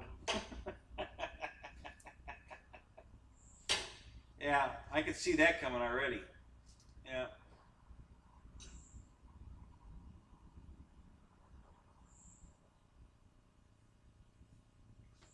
Yeah, I don't know if you guys have been watching any of I Can't Fly videos that he's been putting up. You know, that's Lewis. Um, he's got another premiere the 10th. Um, the F5, I think it is. Um, him and Tony both really like that airplane. I do too. Matt does too. Matt likes that plane. I've been thinking about getting one. Not on sale, never will be. It's not a hurry. You know, I'm thinking about it, but it's in the back burner because it's a motion airplane. They're never going to put it on sale. So I've got plenty of time to think about it. I don't think they're going to discontinue it. Boss 223, what's up? How you doing tonight?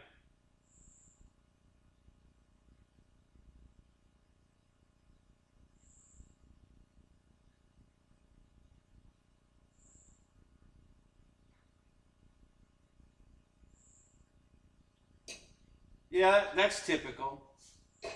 Yeah. The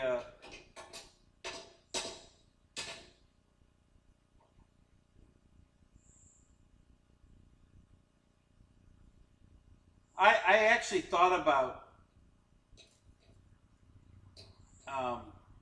building a Field of Dreams baseball diamond out here on my property, um, just to piss the school off across the street. You know, across the street.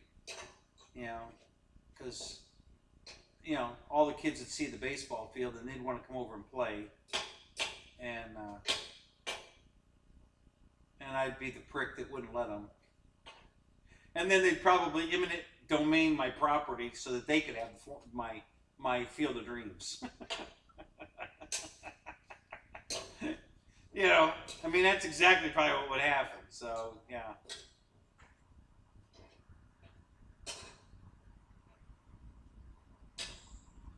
Boss, you got the D18. What? What do you mean? What do you mean you got the D18? You ordered one? What?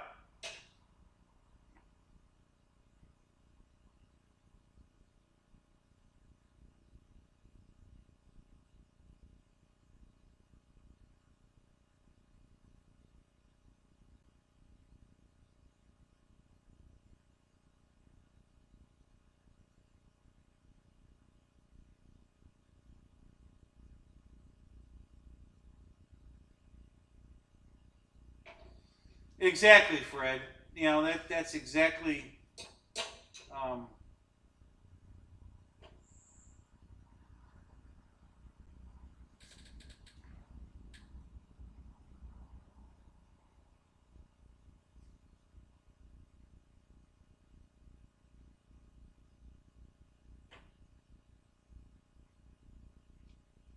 yes, you ordered it. Okay. All right. Well, you're the first. Nobody else here wants to order one. So, good for you.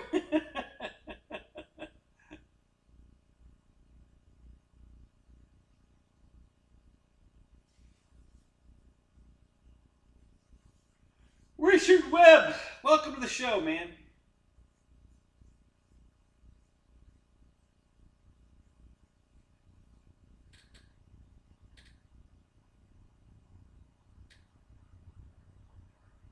Nate, you ordered one too? Did you really?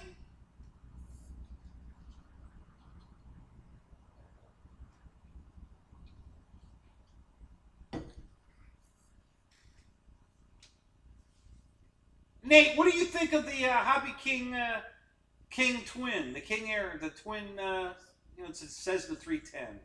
What do you think of that plane?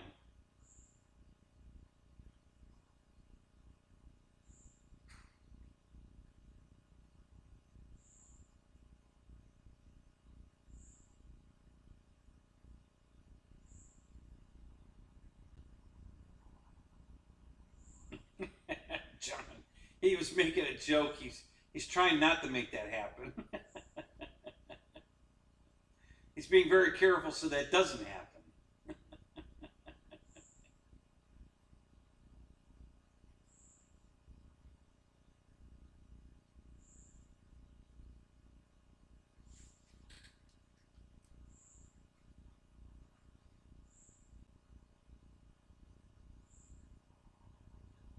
Did you order a King Air, Nate?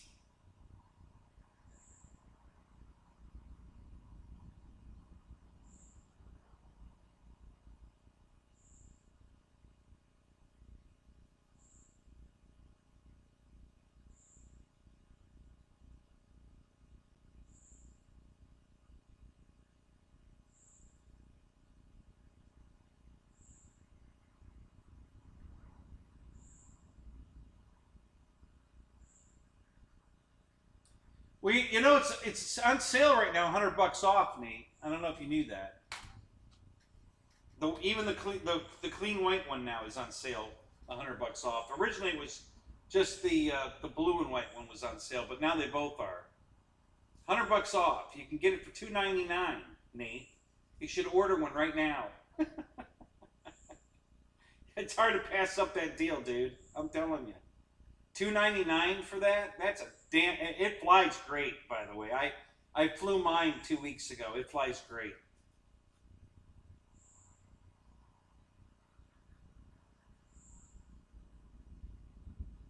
Oh, okay. Well, I'm sure Fred's working on one for you right now. Give him a minute, because that's all it takes, Fred, to make a good story. He's great at this. Yeah, there'll be a real doozy coming here in a minute.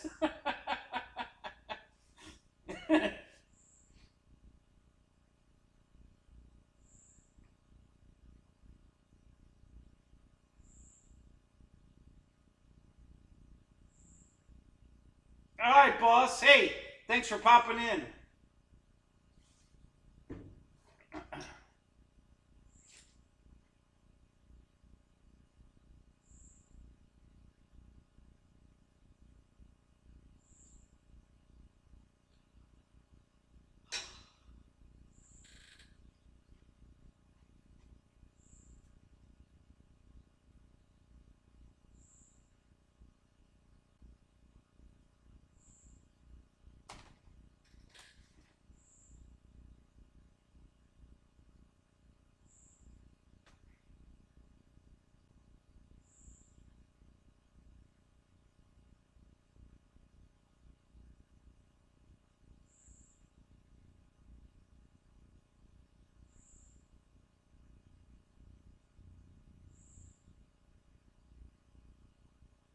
Oh, the Queen's dying? No shit, really?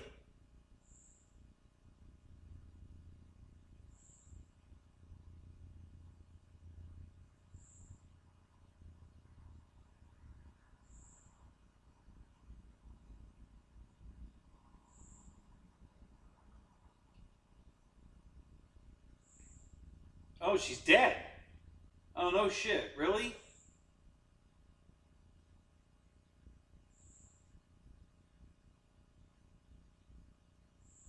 Wow. So now who's in charge? Charles? Is Charles in charge?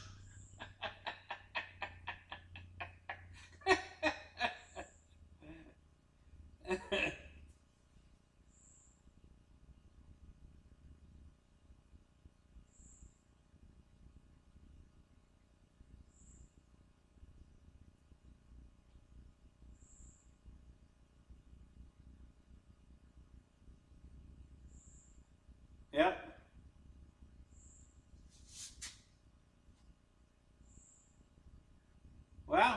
That's a good long life, 96. Damn. Good for her. I don't want to live to be 96. No, thank you.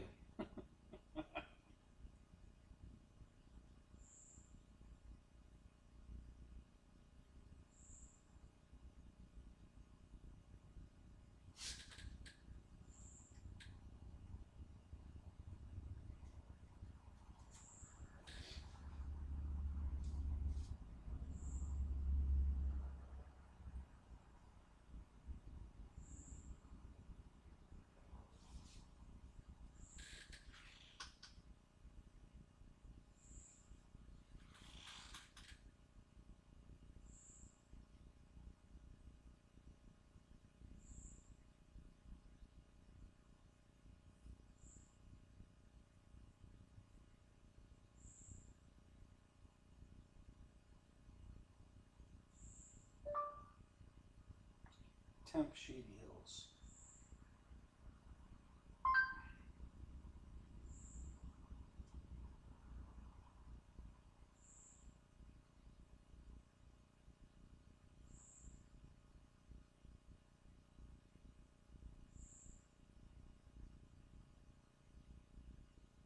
Huh?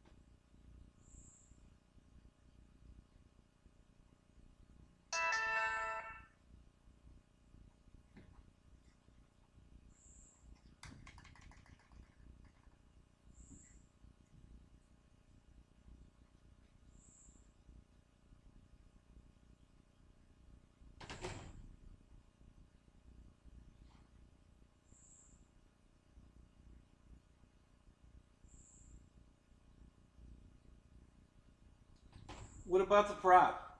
Do you see it? Did you find it? Is it in my background here somewhere? What do you mean prop? It's probably right in my right in my frickin' face and just can't see it.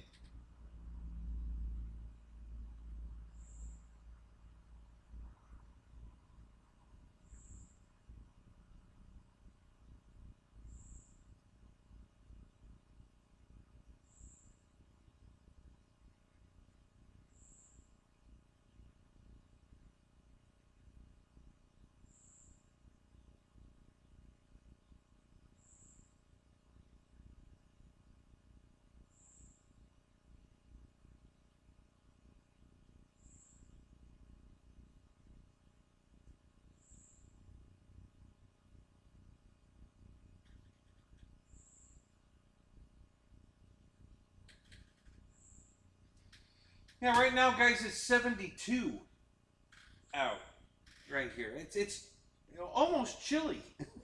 I'm gonna tell you. I mean, 72 is not chilly, but it feels good because I'm not sweating. Usually, that's why the fan's usually on, because I'm usually sweating out here. But God, it's chilly tonight in comparison. So this is nice. Nice, nice cool night out tonight.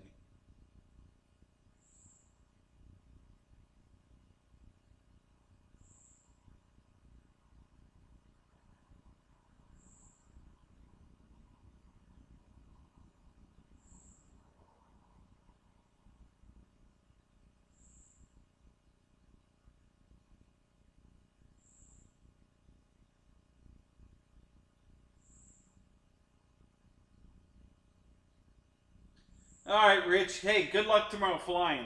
Whatever you're flying, man. I hope you know keep the blue skies up.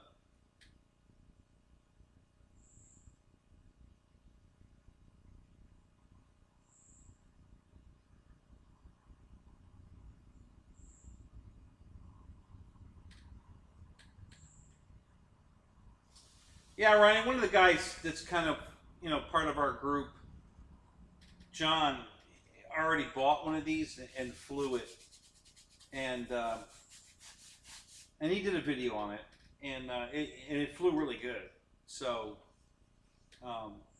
yeah, I'm expecting it to fly pretty good. It's a Taft Hobbies plane. I like Taft Hobbies. They make some nice stuff. My favorite jet is my Taft Hobbies jet. I gotta fix it. I think the receiver's what puked in it. I'm not sure. But whatever I gotta do to fix it, I gotta fix it. Because I really love that jet.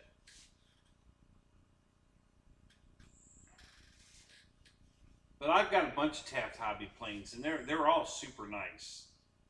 I really like their stuff.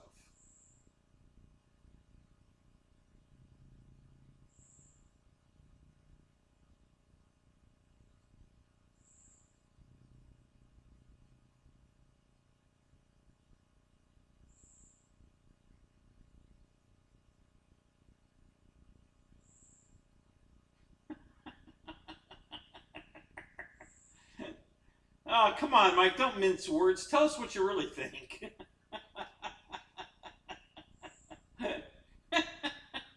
Oh, my God.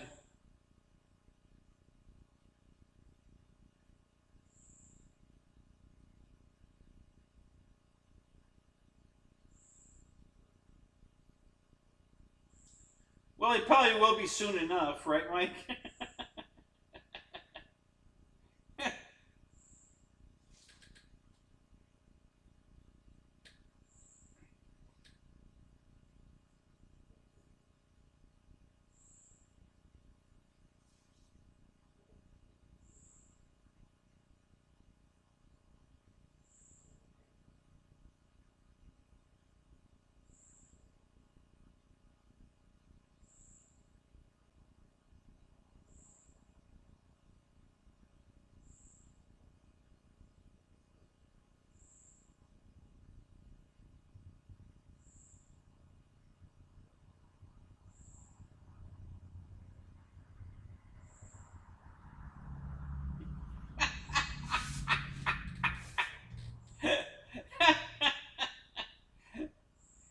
Yeah, Michael, I agree, 100%.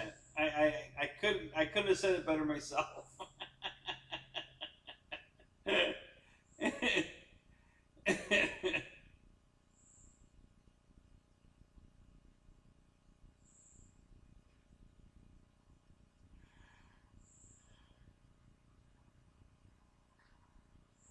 The only king you like is Burger King. You don't like Hobby King? Come on, Fred.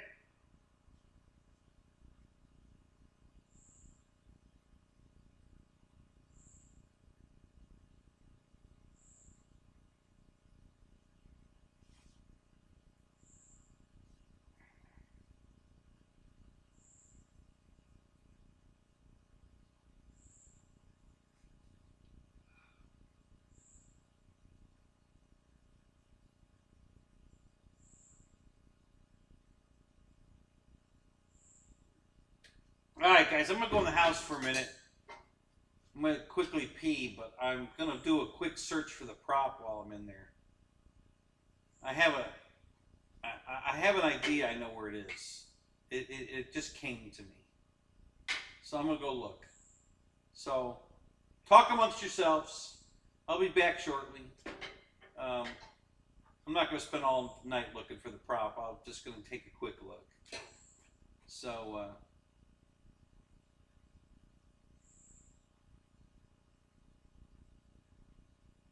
Yeah. What?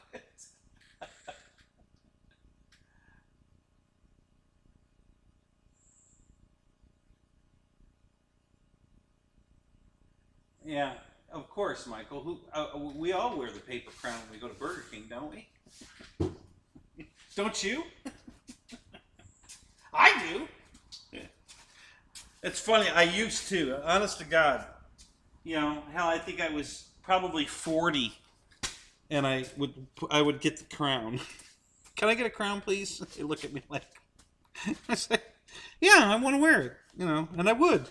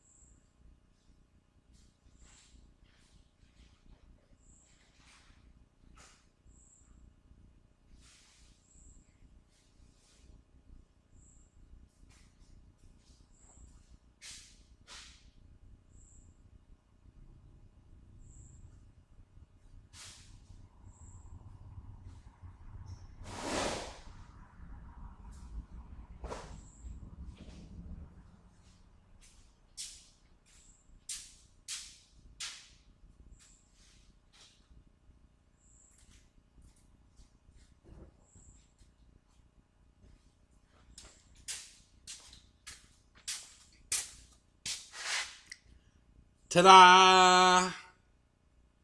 I found it!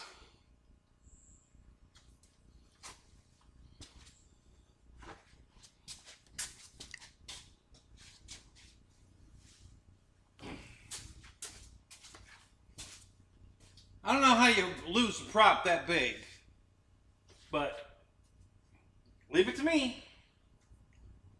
All right, I found it.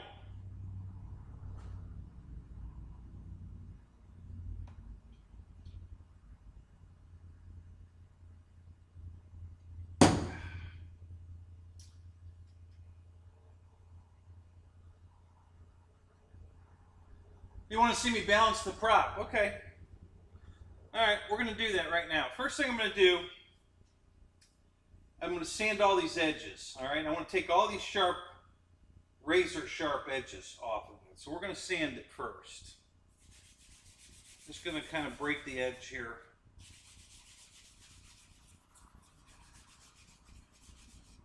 And you don't have to, you can use a sanding block like this. You can just use sandpaper, it doesn't matter. Just trying to take the edge off, the sharp edge off of it, all right? So we're gonna give it a little bit of this, and a little bit of this.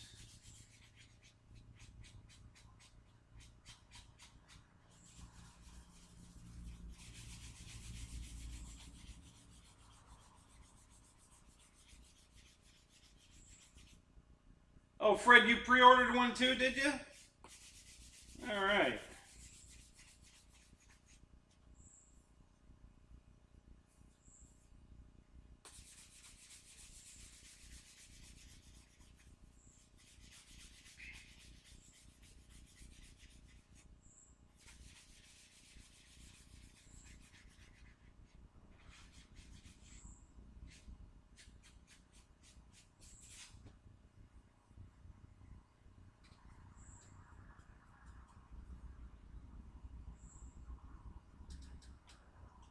Man, this thing's sharp. Holy crap.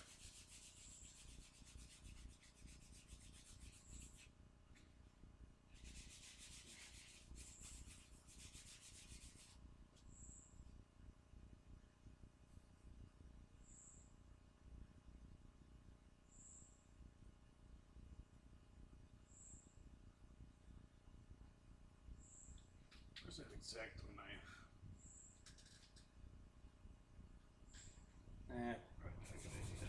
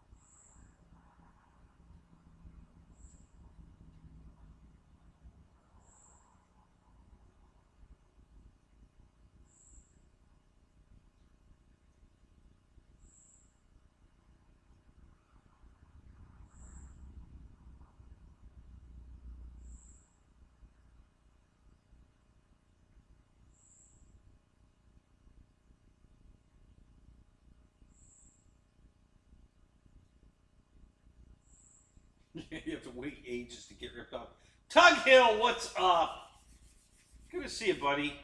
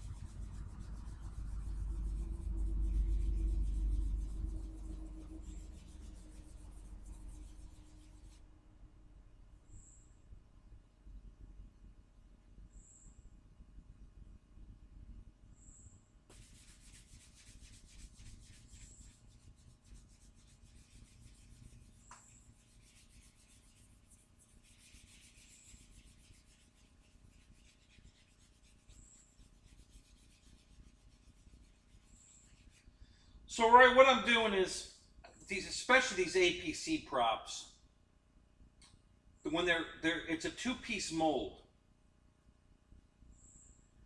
and the mold line is right on the edge of the prop, the leading edge and the trailing edge. So there's a flashing on there, okay? It's very fucking sharp. Now the leading edge of the propeller is supposed to be rounded, a nice smooth roundness. It's not supposed to come to a point, which is kind of what it does, because that little edge of flashing where the two molds came together is on the leading edge of the prop. So I'm sanding it off. I just take, you can just use sandpaper in your hand. You don't need to use a sanding block. This is just what I had handy, so I grabbed it. Doesn't matter what it is. And I'm breaking that edge. I'm sanding that flashing off the leading edge of the prop. Okay, you just got to keep like looking at it and feeling it. And when you can tell that it's not sharp anymore, and you can't see that flashing anymore, you're good to go. So I'm almost there. It's very close.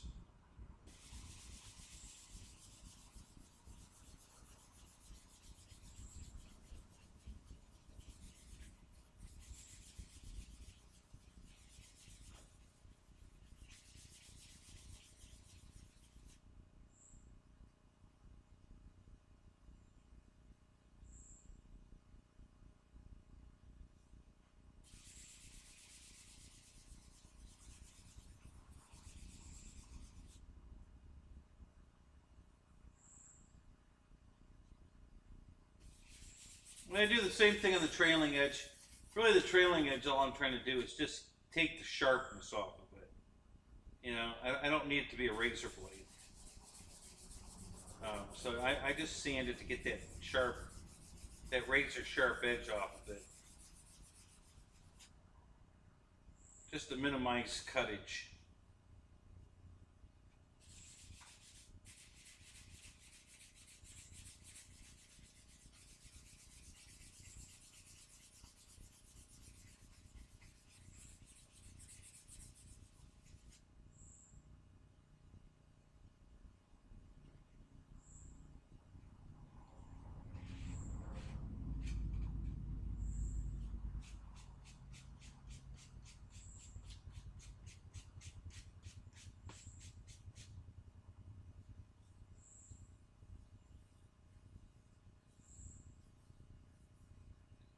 Alright, that's pretty good.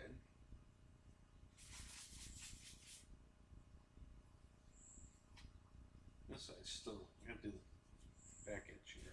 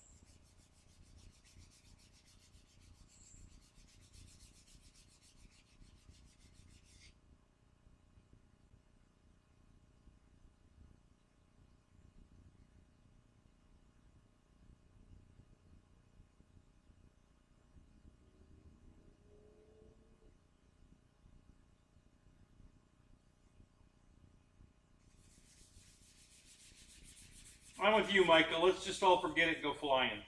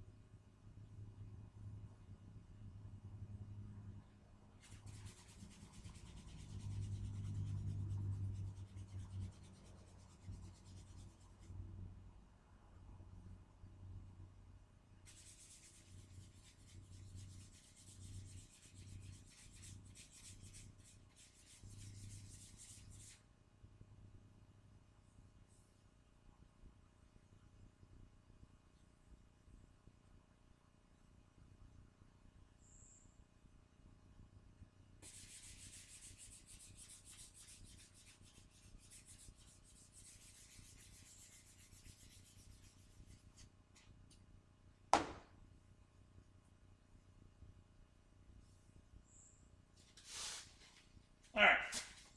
So I sanded it to break the edge. That's where I always start. Okay, let's put the prop in the balancer.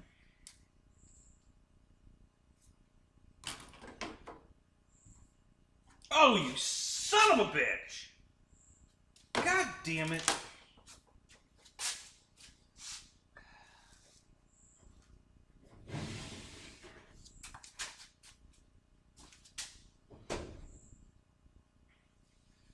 That little motherfucker.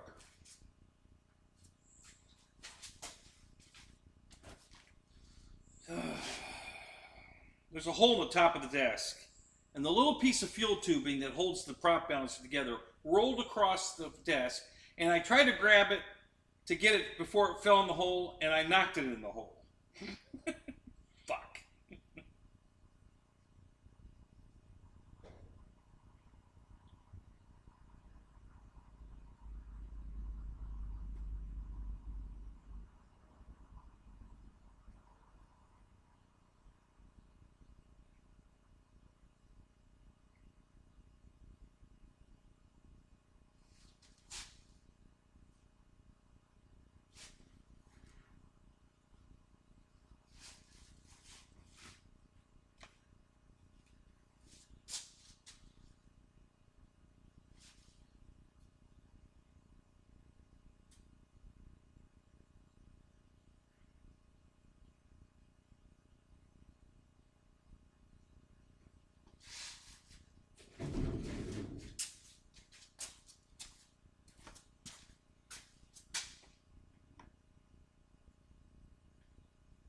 Oh, crap.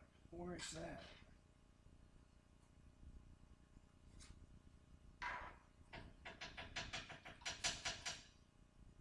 Oh, shit.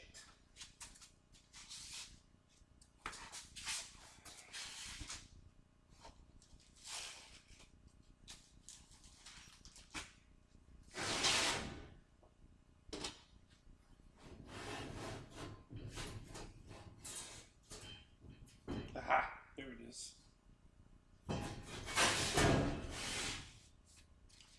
All right.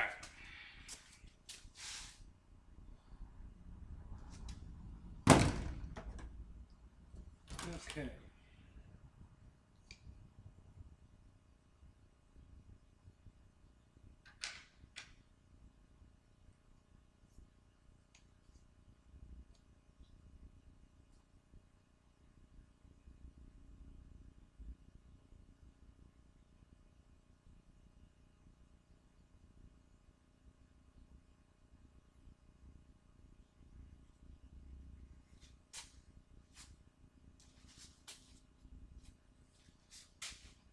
Okay.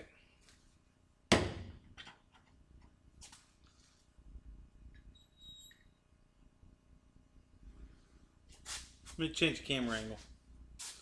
Hold on. We'll put the other camera so you can see here.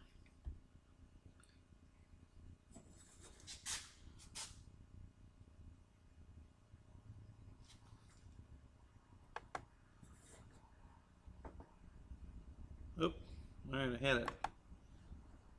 Okay, all right.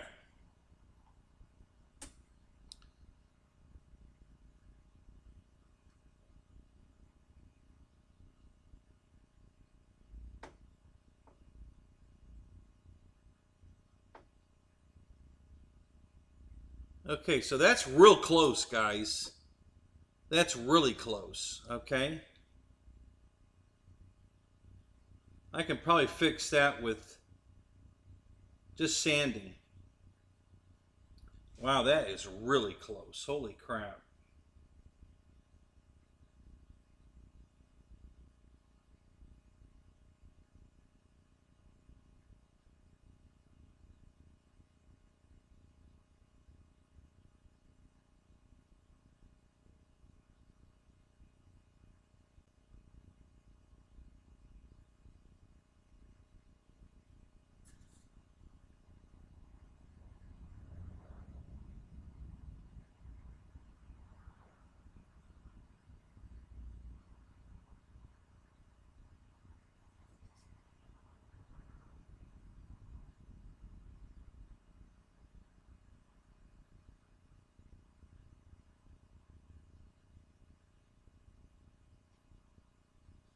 Okay, so this is good. All right, so you guys want to learn how to balance a prop.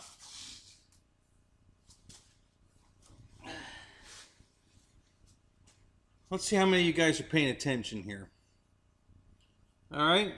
So what would be the scenario that caused this situation? All right.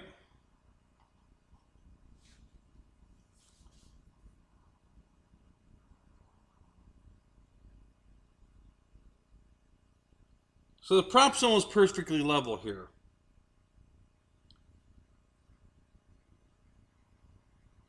So which blade? Obviously, this blade is just a slight bit heavier than that blade, but there's something more important here.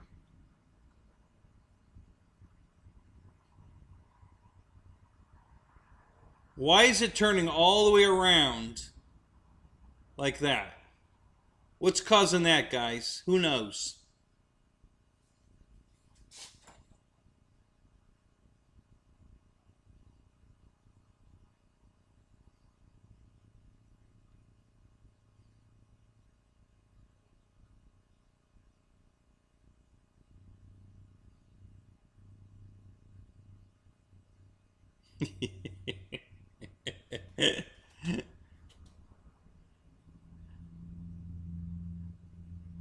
Come on, guys. Gravity. Now, well, yeah, obviously, Matt, but no. Why is the prop spinning all the way around?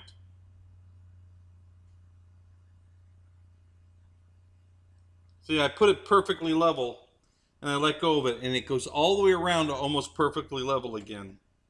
Why would it do that? This is perfect. I mean, this is you guys are going to learn a lot tonight. I couldn't have asked for a better prop to show you exactly how this works. So Roy's got his hands in the air. He don't know. No, anybody else want to take a stab at this? You guys are all just going to let me just tell you. The hub is out of center. Or out of balance. Let's put it that way. Not out of center. Out of balance. The hub is heavier on...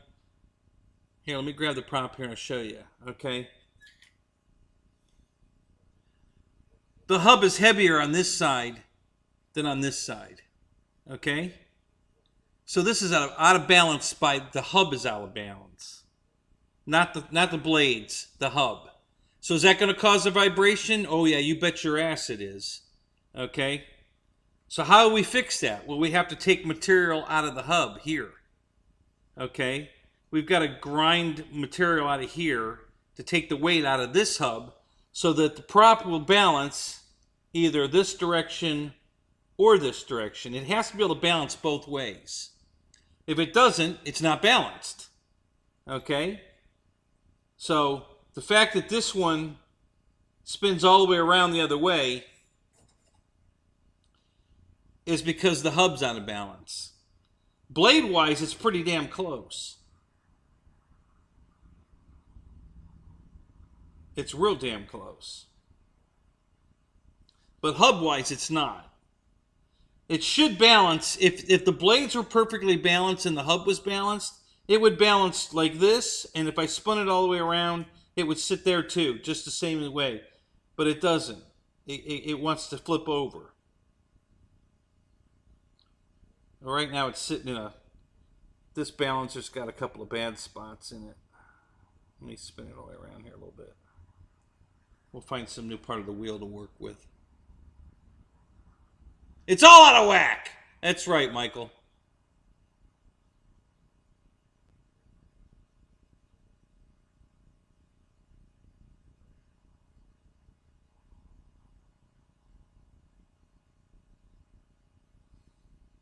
So where's my... Right here. Is this thing plugged in?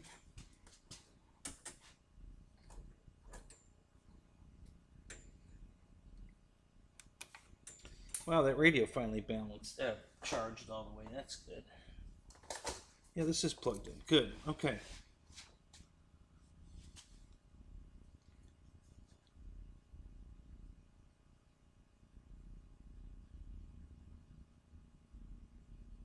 All right, so I'm going to take my Dremel tool right here. There it is. Okay, and I'm going to grind the hub on the bottom here. We're going to take some material out of that hub.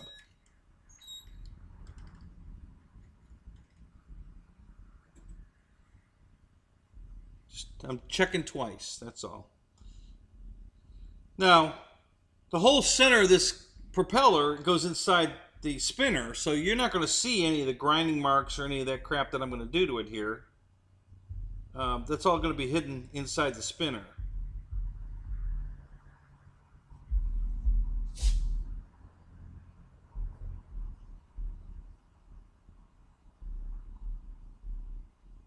Okay, so there it is. It went all the way around and then it went back, and now it's going to line up just like that again. Okay, so we know this is the bottom, is the heavy side. So let's grind some of that out of there.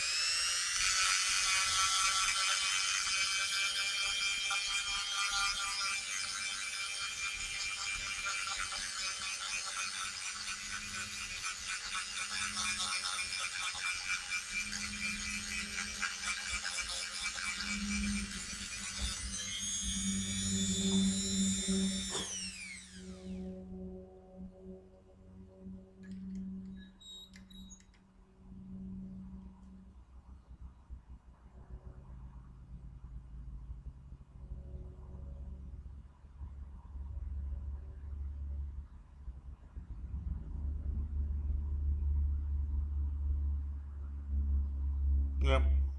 So it's still going around. So it's still heavy on the bottom. So we got to keep grinding.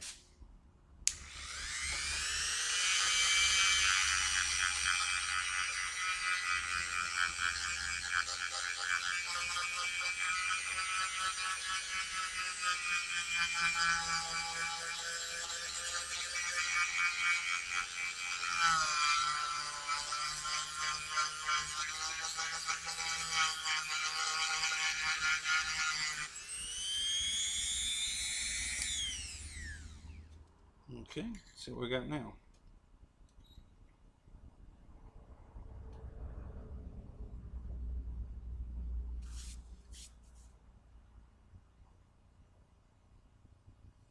No.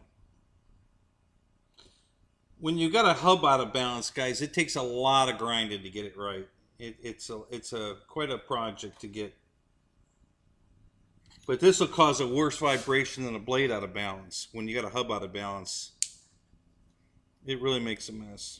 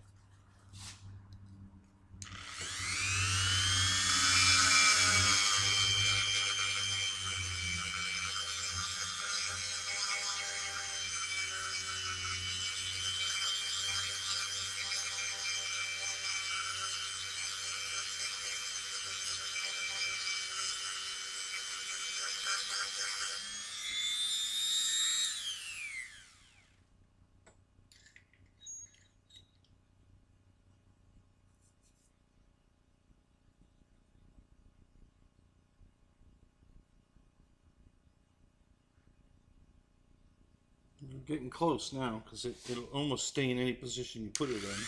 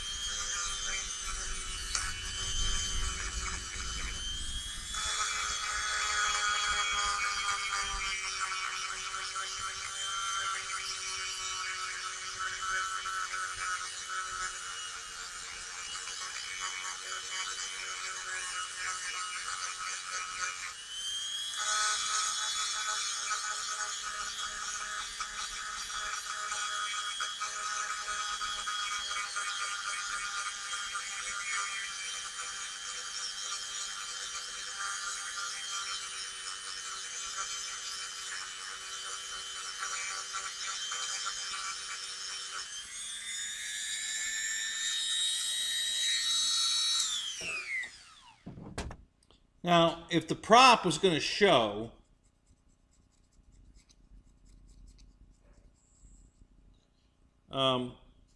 you'd have to take care in making sure you keep it aerodynamic and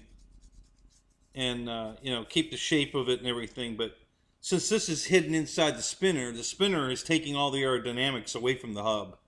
So it don't matter what you do to it. Doesn't matter what it looks like. It's not going to affect it. It's not going to be in the airflow. The spinner covers it up, so there's no airflow going over the center of it. So you don't have to worry about making it pretty or anything. Now, if it was exposed, you would.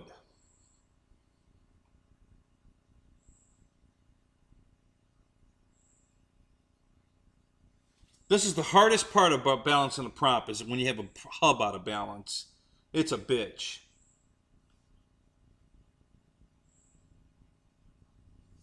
And it'll shake the plane worse than a blade out of balance. It's horrible when you've got a hub out of balance. It's a real pain in the ass.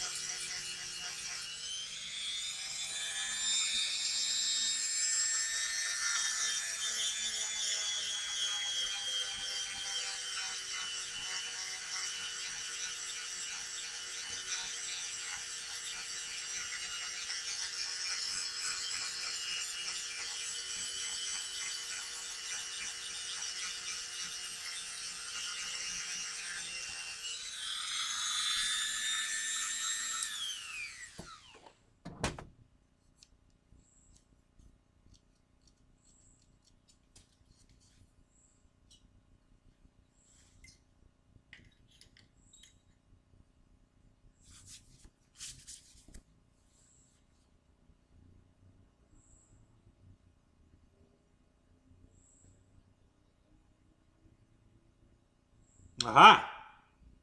You see? We're close now.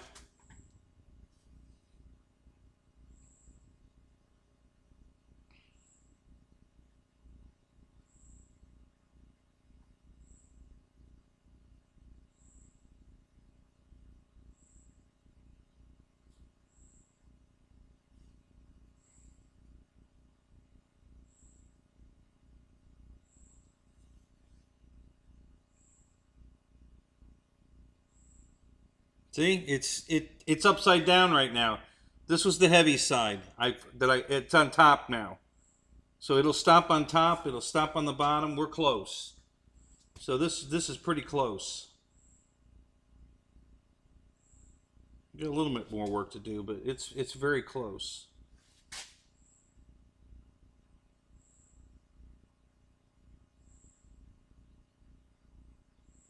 Very close. That's really good, guys.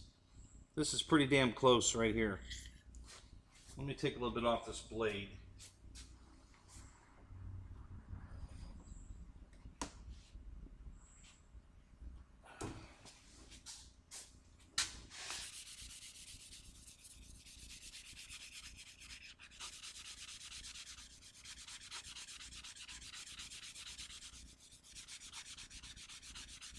Now, when you're trying to balance the blades, it's much more effective out here than in here.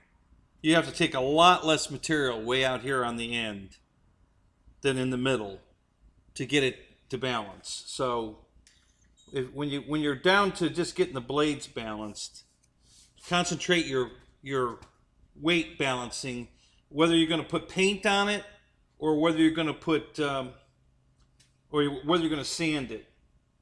Work on the tips. That's where you want to, just paint the tip if you want, and that'll cure it much faster than working in here. You have to work in there when you're working the hub because the hub's in the middle. But when you're working the blades now, which is what it looks like, we're just working blades now. I've got the hub balanced. You want to get the. And what's really easy to do on this, guys, this helps a lot sometimes. I don't know how much I'm sanding off, as much as I need to, whatever I need to sand off. This is not very aggressive sandpaper. I'm not taking a lot off. It's a very mild sanding. It was a sanding drum that I'm using here on the. Where the hell is it in the camera here? Oh, down here. It's just a sanding drum. It's pretty aggressive. It's probably 80 grit. But this is like 220, I think. Yeah, 220 grit, 150 and 220. So, but you want to work out here. And what you can do, if you want to put like white tips on your prop, it's a good way to balance it. You can put a white tip on both of them, and then maybe only paint the back side of one, the heavy blade. Don't paint the back side of the heavy blade. Paint the back side of the thin blade, the light blade, to get it to balance. But at the same time, you're putting white tips on your propeller. So if you're trying to get that effect, that's one way to do it and balance your prop at the same time.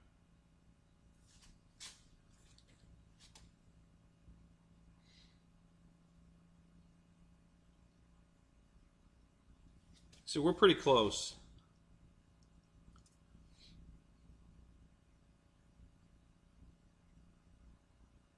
So it pretty much stops wherever we put it. Let's see if it'll stand on the end and stop. See, it stands on that end and stops.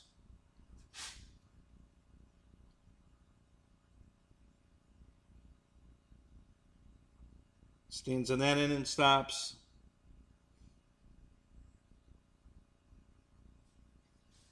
See, pretty much wherever I put it, it stops.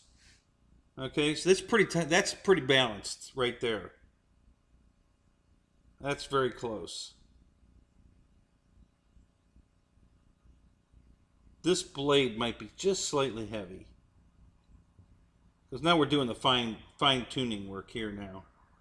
You see how it's trying to drop that blade.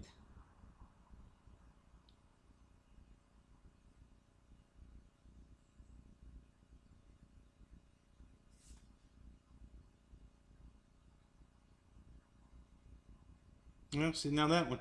Yeah, we're there. This is about as good as you're going to get it on the first go around. Now, what I do now is I'll go fly it.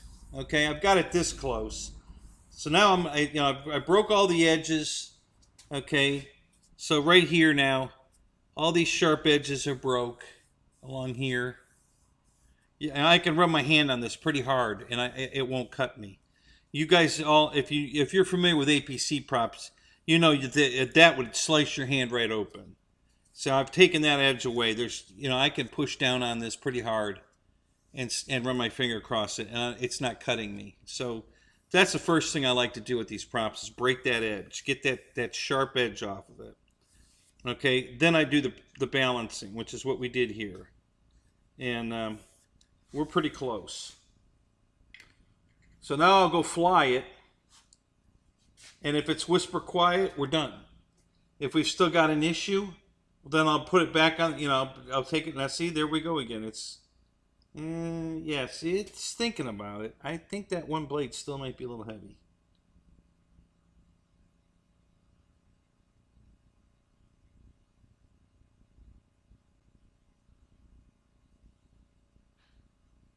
Or maybe the hub's, I think maybe the hub's heavy still.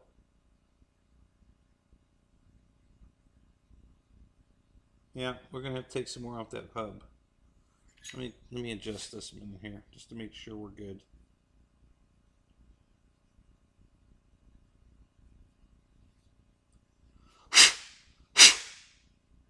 You got to make sure those aluminum cones are, if a piece of trash gets in there and cocks that blade, it'll throw the whole thing off. So you got to make sure that there's no trash in there, and that everything's as straight as you can possibly get it.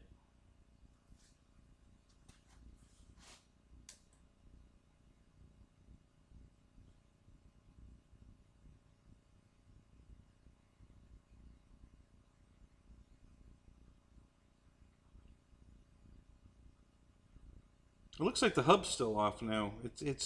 And this has happened before too. I got a false sense of security there that I got enough off of it. I don't have enough off of it. It's still heavy. The hub's still heavy. We got to take some more off the hub. This is what I had to do to the FMS Beaver prop, because it was way out of balance hub wise. It was terrible.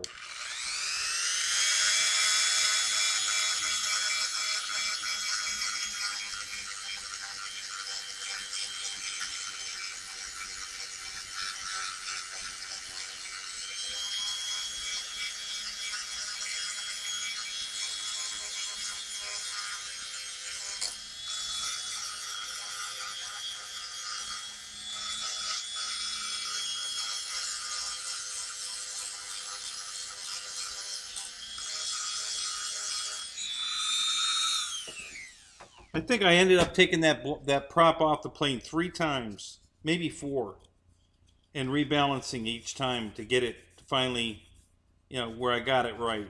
It kept, I kept getting like a false reading, and I'd take it up, and it would vibrate at different RPMs also. Sometimes you can solve a prop out of balance by speeding it up or slow it down.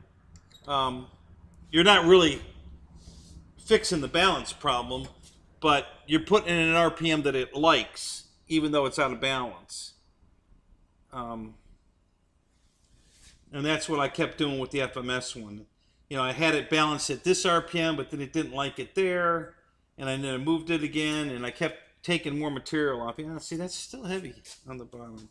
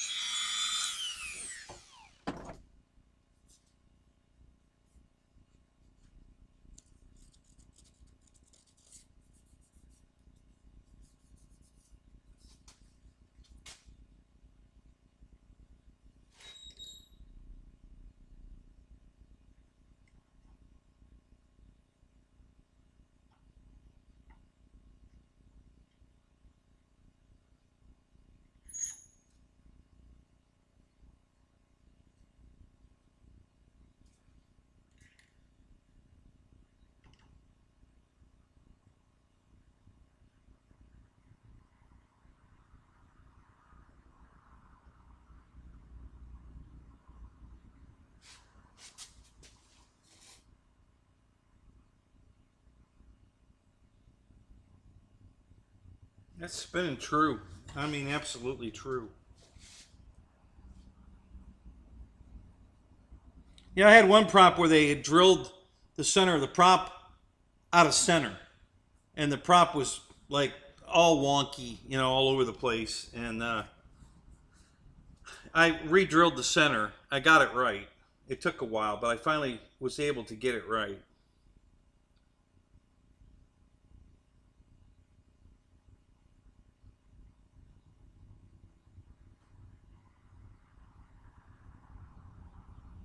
Yeah, see that hub is still on the center. It's falling back to that hub again.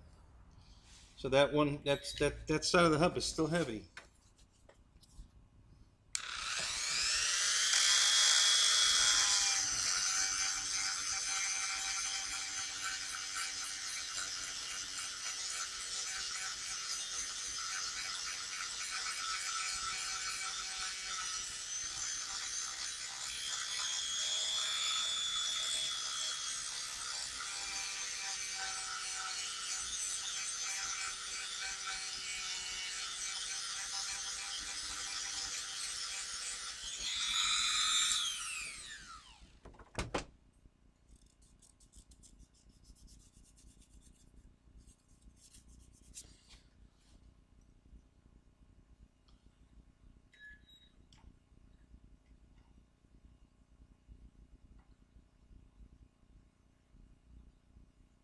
Sometimes it takes a lot of effort and a lot of time to get a prop balanced right. Usually they're not this bad, but this happens to be a bad one, and that's good for this demonstration. When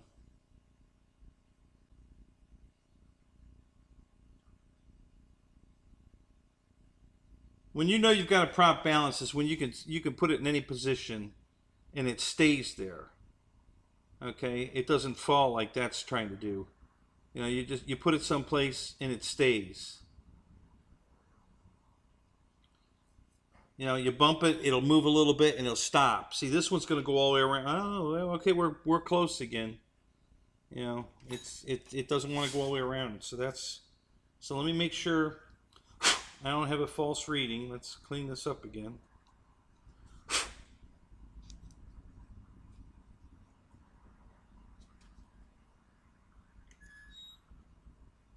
These are the worst props. When you got one that's out of balance on the hub, it's terrible. It takes a lot of farting around to get it right. When the hub's all right, it's just the blade. And the way you know it's just the blade is you flip it over and see if it still goes to the same place. You just flip it over, and if it's like, if that blade's slightly heavy, okay, it should be, you know, falling from this side or from this side. Okay, but see over here, it's not falling back, it's going up because the hub's out of balance. And that's how you know the hub's out of balance, because it's not, if it was the blade, then it would go down here, and if I put it over here, it would go down again. The blade's not out, it's the hub that's out. So we've still got some more to do on the hub here.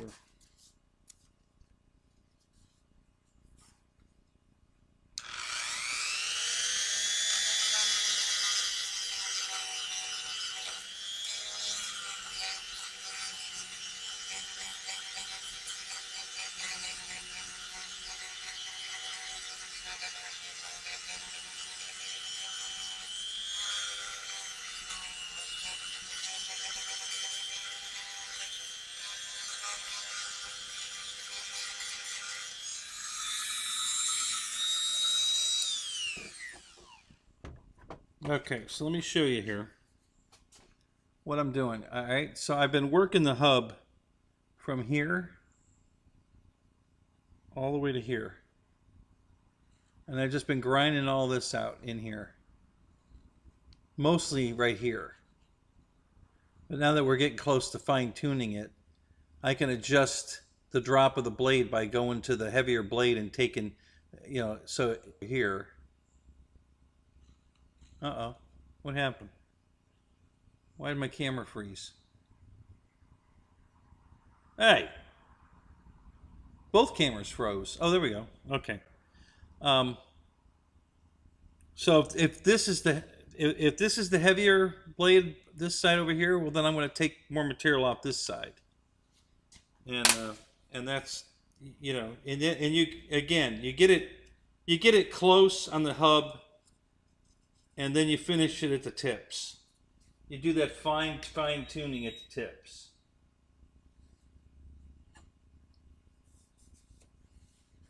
Wow, that son of a bitch just got worse. All right, so I think we have not only do we have a hub problem, but I think there's a problem with my balancer.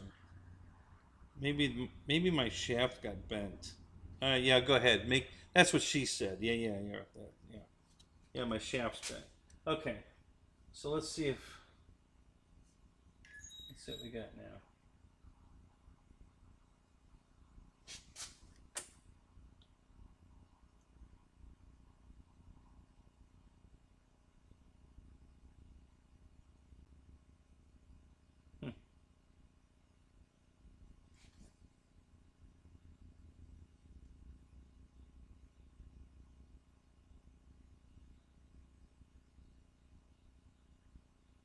Okay, so the hub is heavy on this side.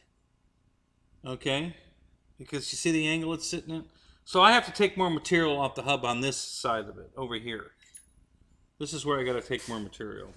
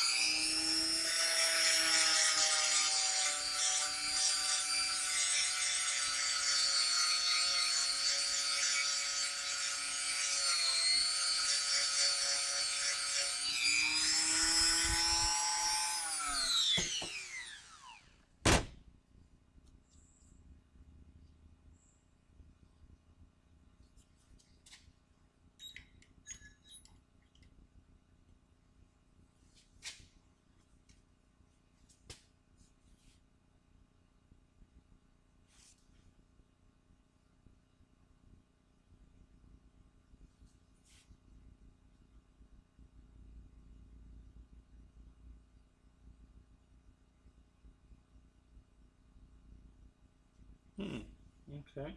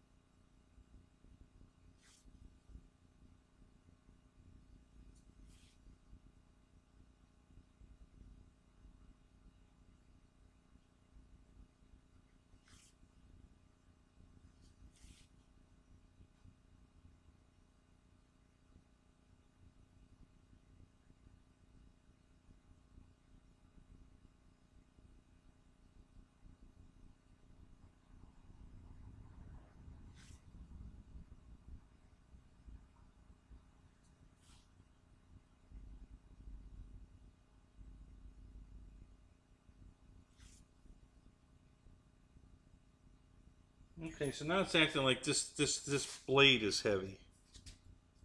So let's take some more off this blade.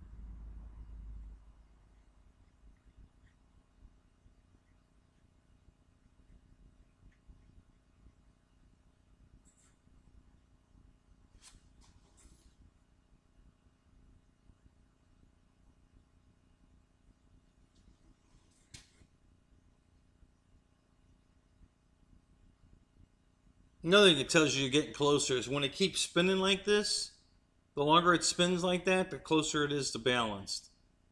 Because it's not, the out of balancedness is not stopping the spin.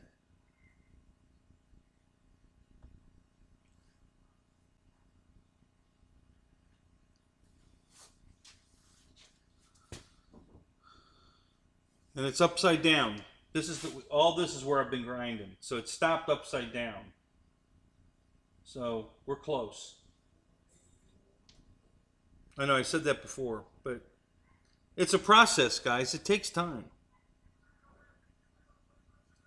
All right, so there's some kids outside. Hang on a minute. I gotta go see what's going on.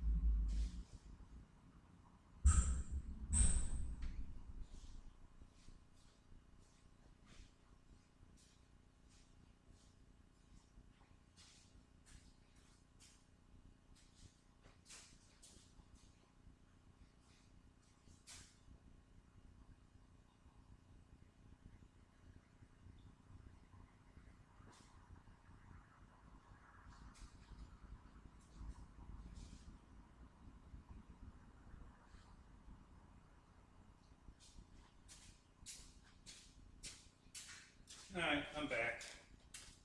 I don't know, the two kids on bicycles stopped in front of my property to have an argument. I don't know what the hell that was all about. But anyway. Alright.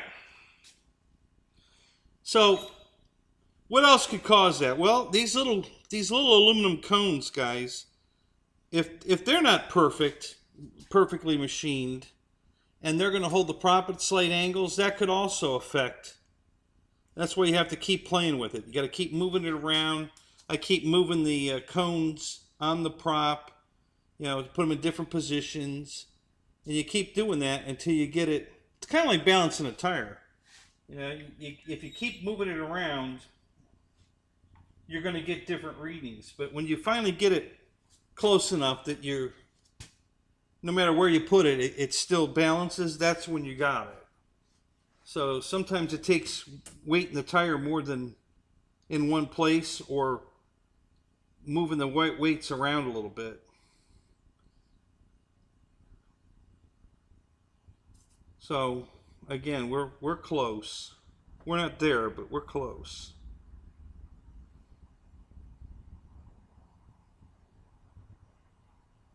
Now see, now it went heavy again. So I don't know what's causing this. Oh. Yeah, I do know what's causing it. This shaft is bent.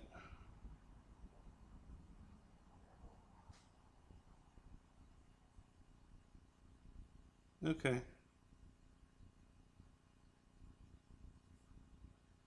All right, so we're gonna have to order a new prop balancer. This is old, and maybe it got stepped on. Who knows? But anyway, you get the gist of it. It's even though it's bent, that one side of the prop, that hub comes up heavy every time. So we're working the right side. We're just not working it. No matter where I put that shaft, it still comes up with the hub is out of balance on that one side. So we still have an out of balance hub.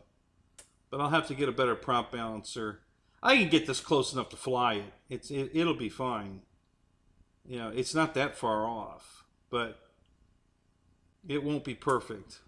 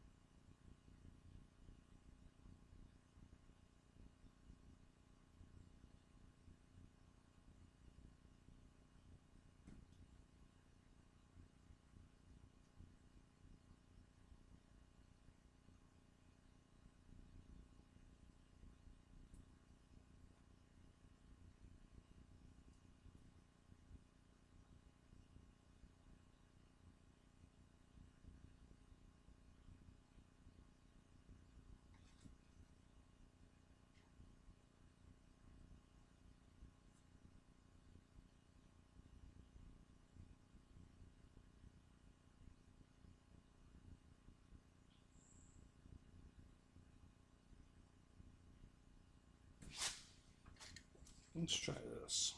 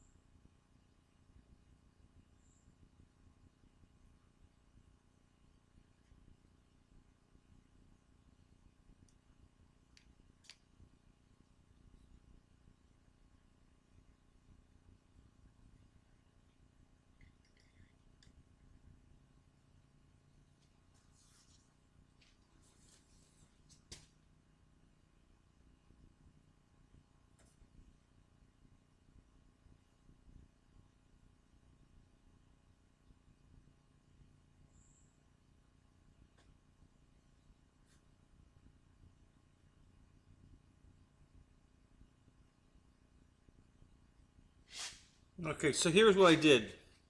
Instead of having the two cones facing inward, I switched the one cone around so that the prop is flat against this cone, the back of this cone here, and the other cone is is the one used as centering in the back.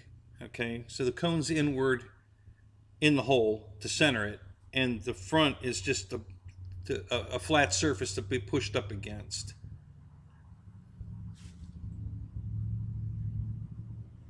You had 4 grams of carbs today? Really? What, are you on a diet too now, Dave?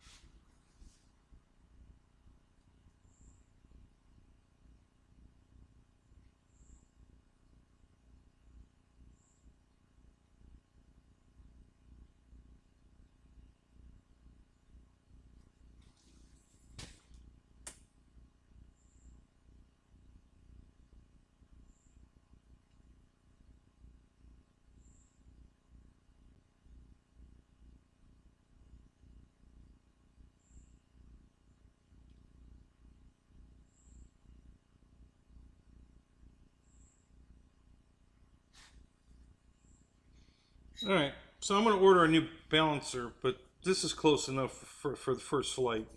It should be pretty decent. It's going to vibrate. I know it's going to vibrate, but it shouldn't be too bad. It's going to be a lot better than it would have been.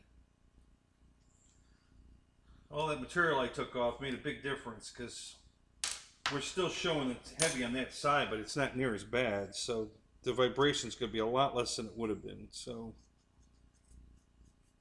we'll fly it with this. We'll see what happens.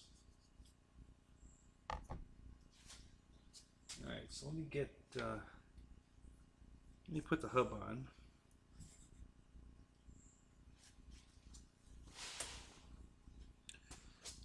This battery keeps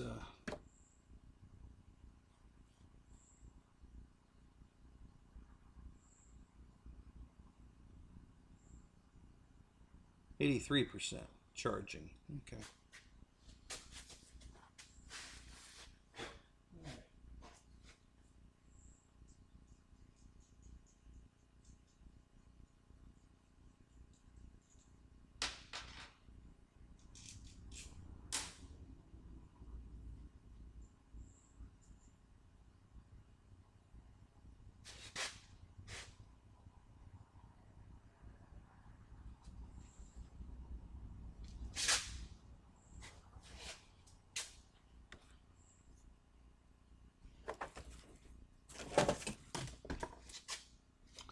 Where did I put my toolbox? Oh, I think it might still be in the car.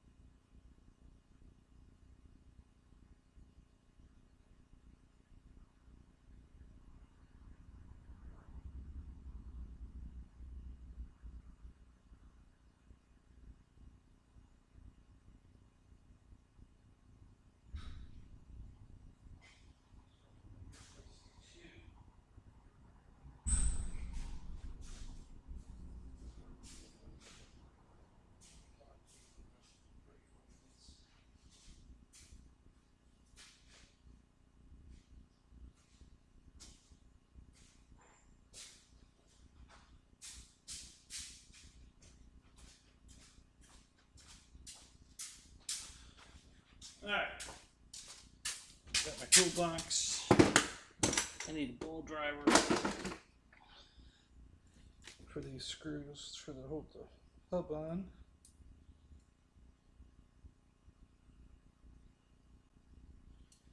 And that's not it.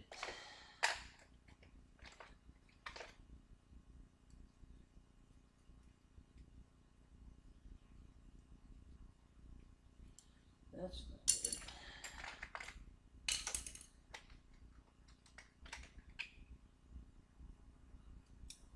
That's not it.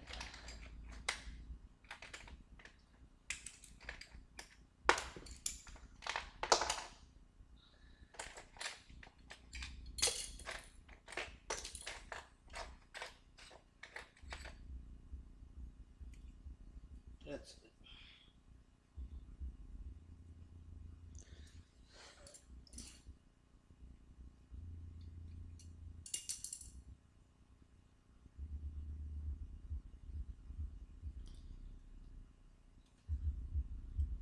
Maybe not.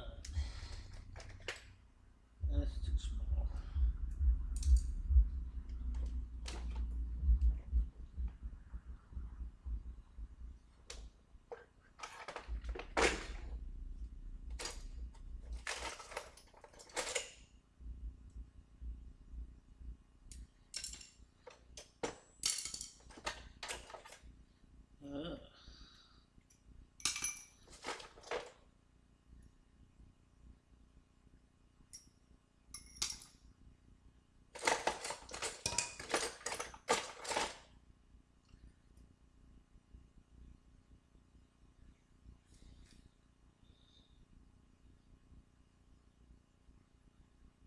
Okay, I think that'll do it.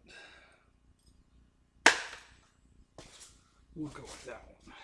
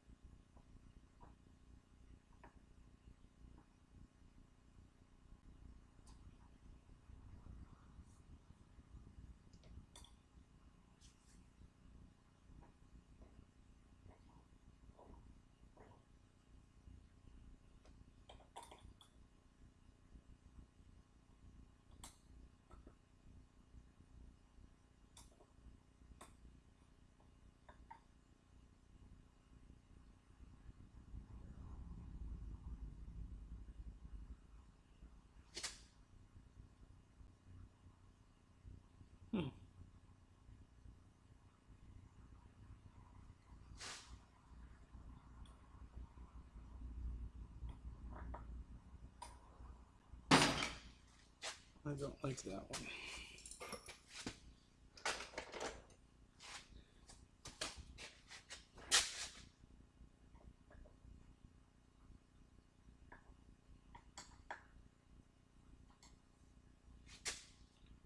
That's 3.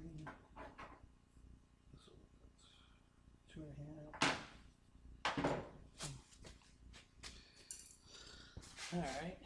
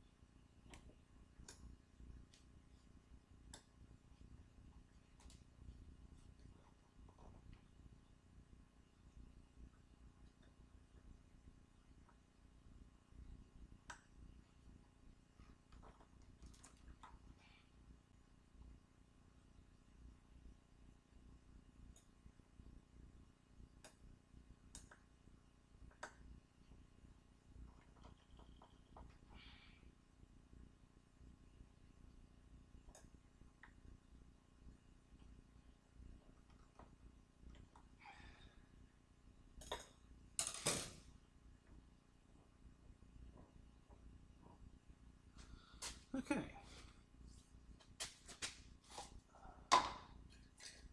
Back plate.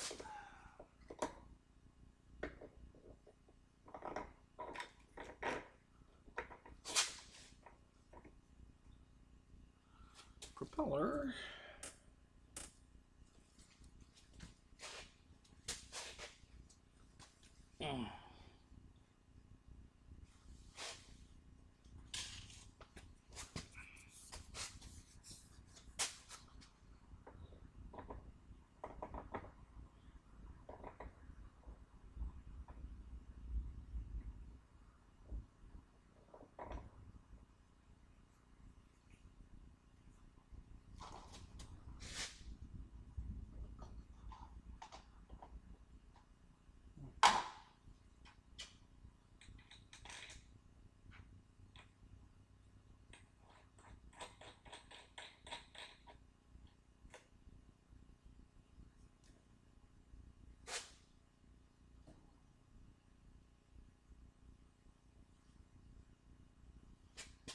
Okay.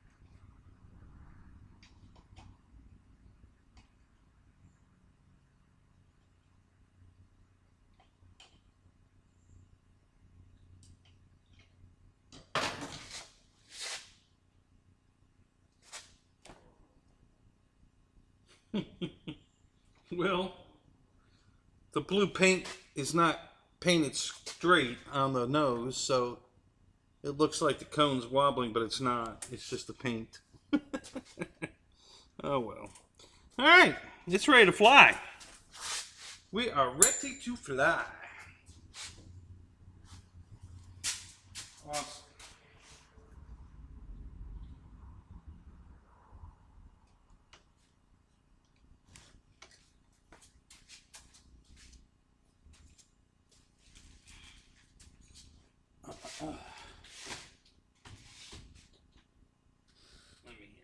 Let's see here.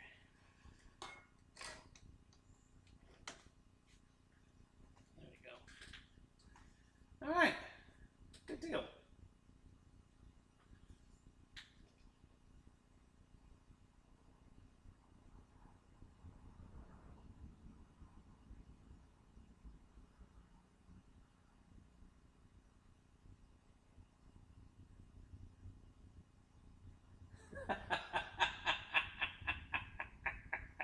This is your boner time? Is that... what are you trying to say, Dave? The being in my show is giving you a boner? Is that what's going on here?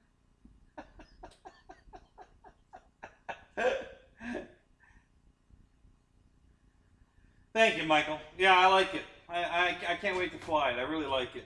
It's a cool looking bird. Been trying to get this thing for a long time.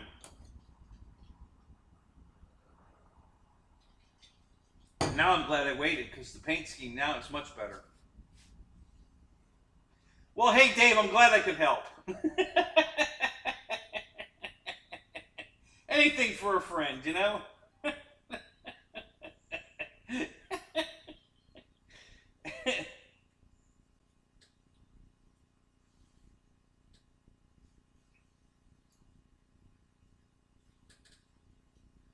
wow. Is it really almost 2 o'clock? Holy crap. That's awesome. And how many guys are still in here? 10. Not bad. Not too bad. All right, so where is... What am I looking for?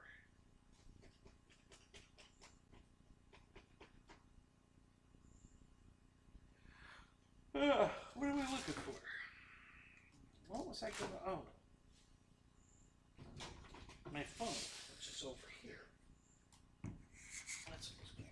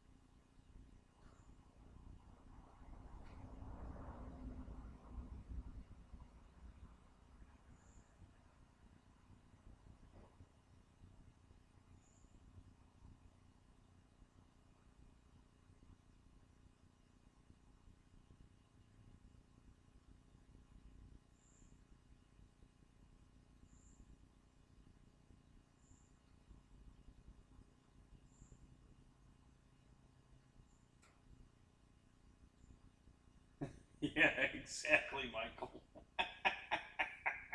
Yeah, did you get uninvited?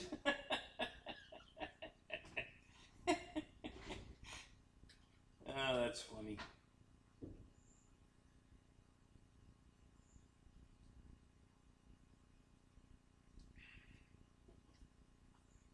Yeah, Michael, I gotta tell you, I really like this airplane. So now we can go fly this one and the Twin Air. the King Twin, the King Air, the King Twin, the Sky King, whatever the hell you want to call it. It's a nice airplane. I got to tell you, I really like that airplane. These are two winners. I can't believe they came from Hobby King. You know, this one I know is Taft Hobbies, but I don't know who made the King Air.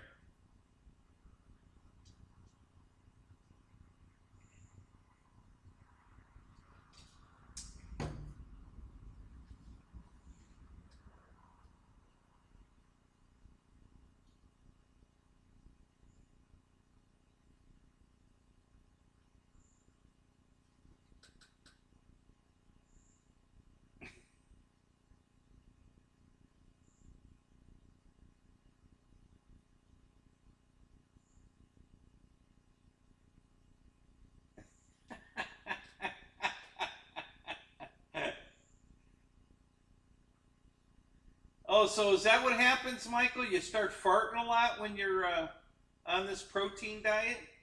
Oh my God, I couldn't stop farting the other day. we were on the boardwalk looking out at the Gulf, Barbara and I, and I just could not stop farting. It was like a Gatling gun. It just was rolling out. I'm like, the hell?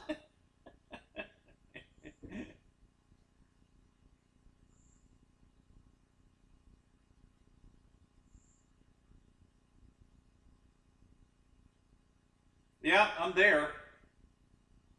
Yeah, I'm barely shitting. Yeah.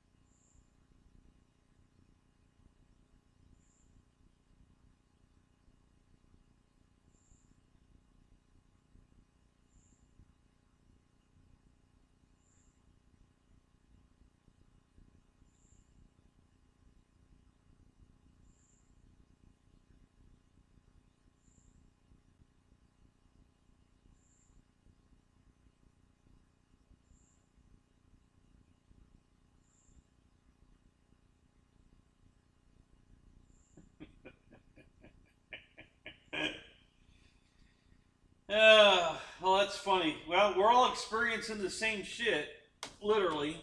So there you go. I guess it's working for all of us.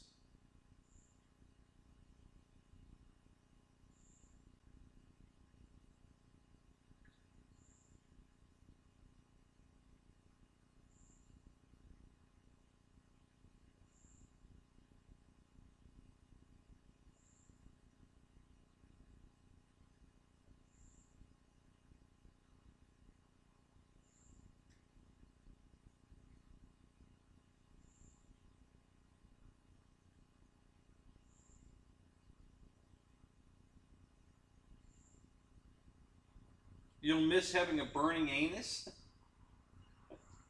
I don't think so. Seriously doubt that. You'll be like, praise the Lord.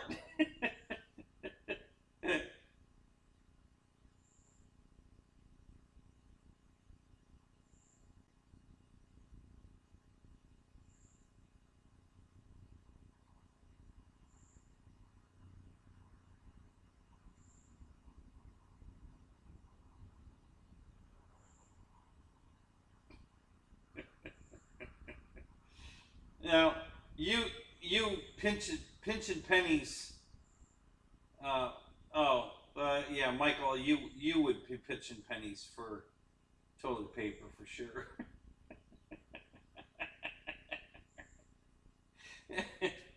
Oh my god.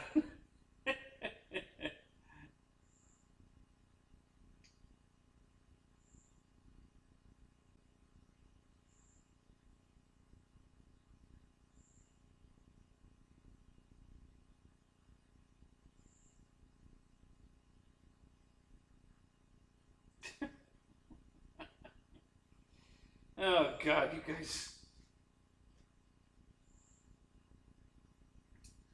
You're all sick. You're just all sick. Oh my god. Suppositories. Jesus.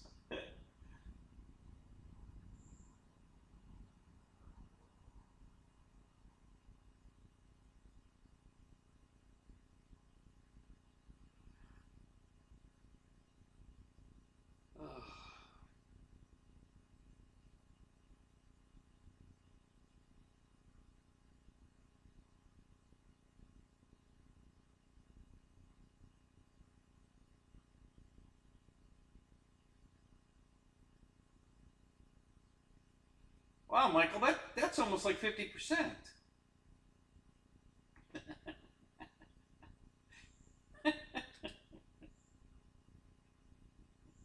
I's a genius. Yesterday I couldn't spell genius, and today I is one.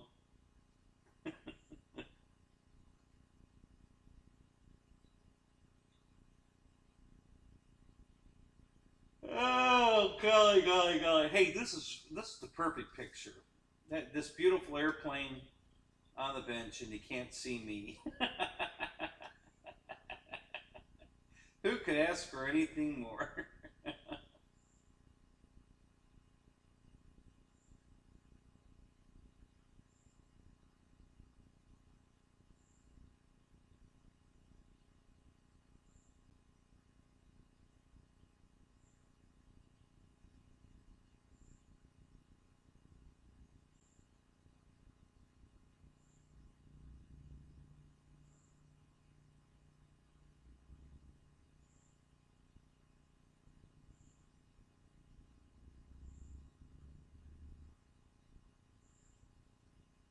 Oh, no kidding, Michael, really?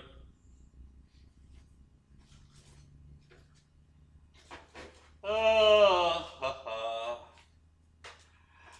oh.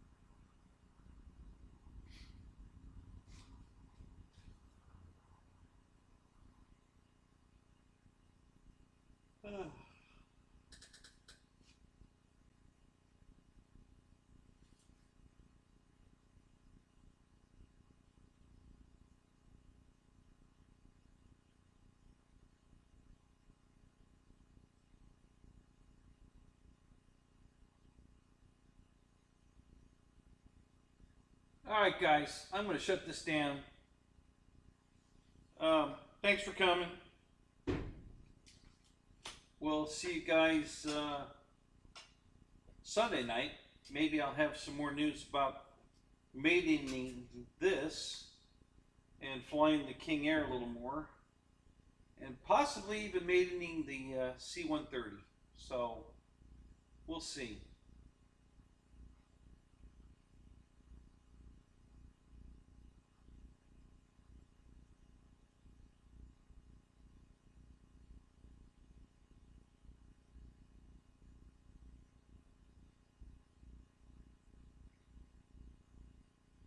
All right, guys. Thanks for coming. I'll talk to you later. Yeah, I'm going to fly it. See you, Dave. Good night, Michael. We'll talk to you guys later.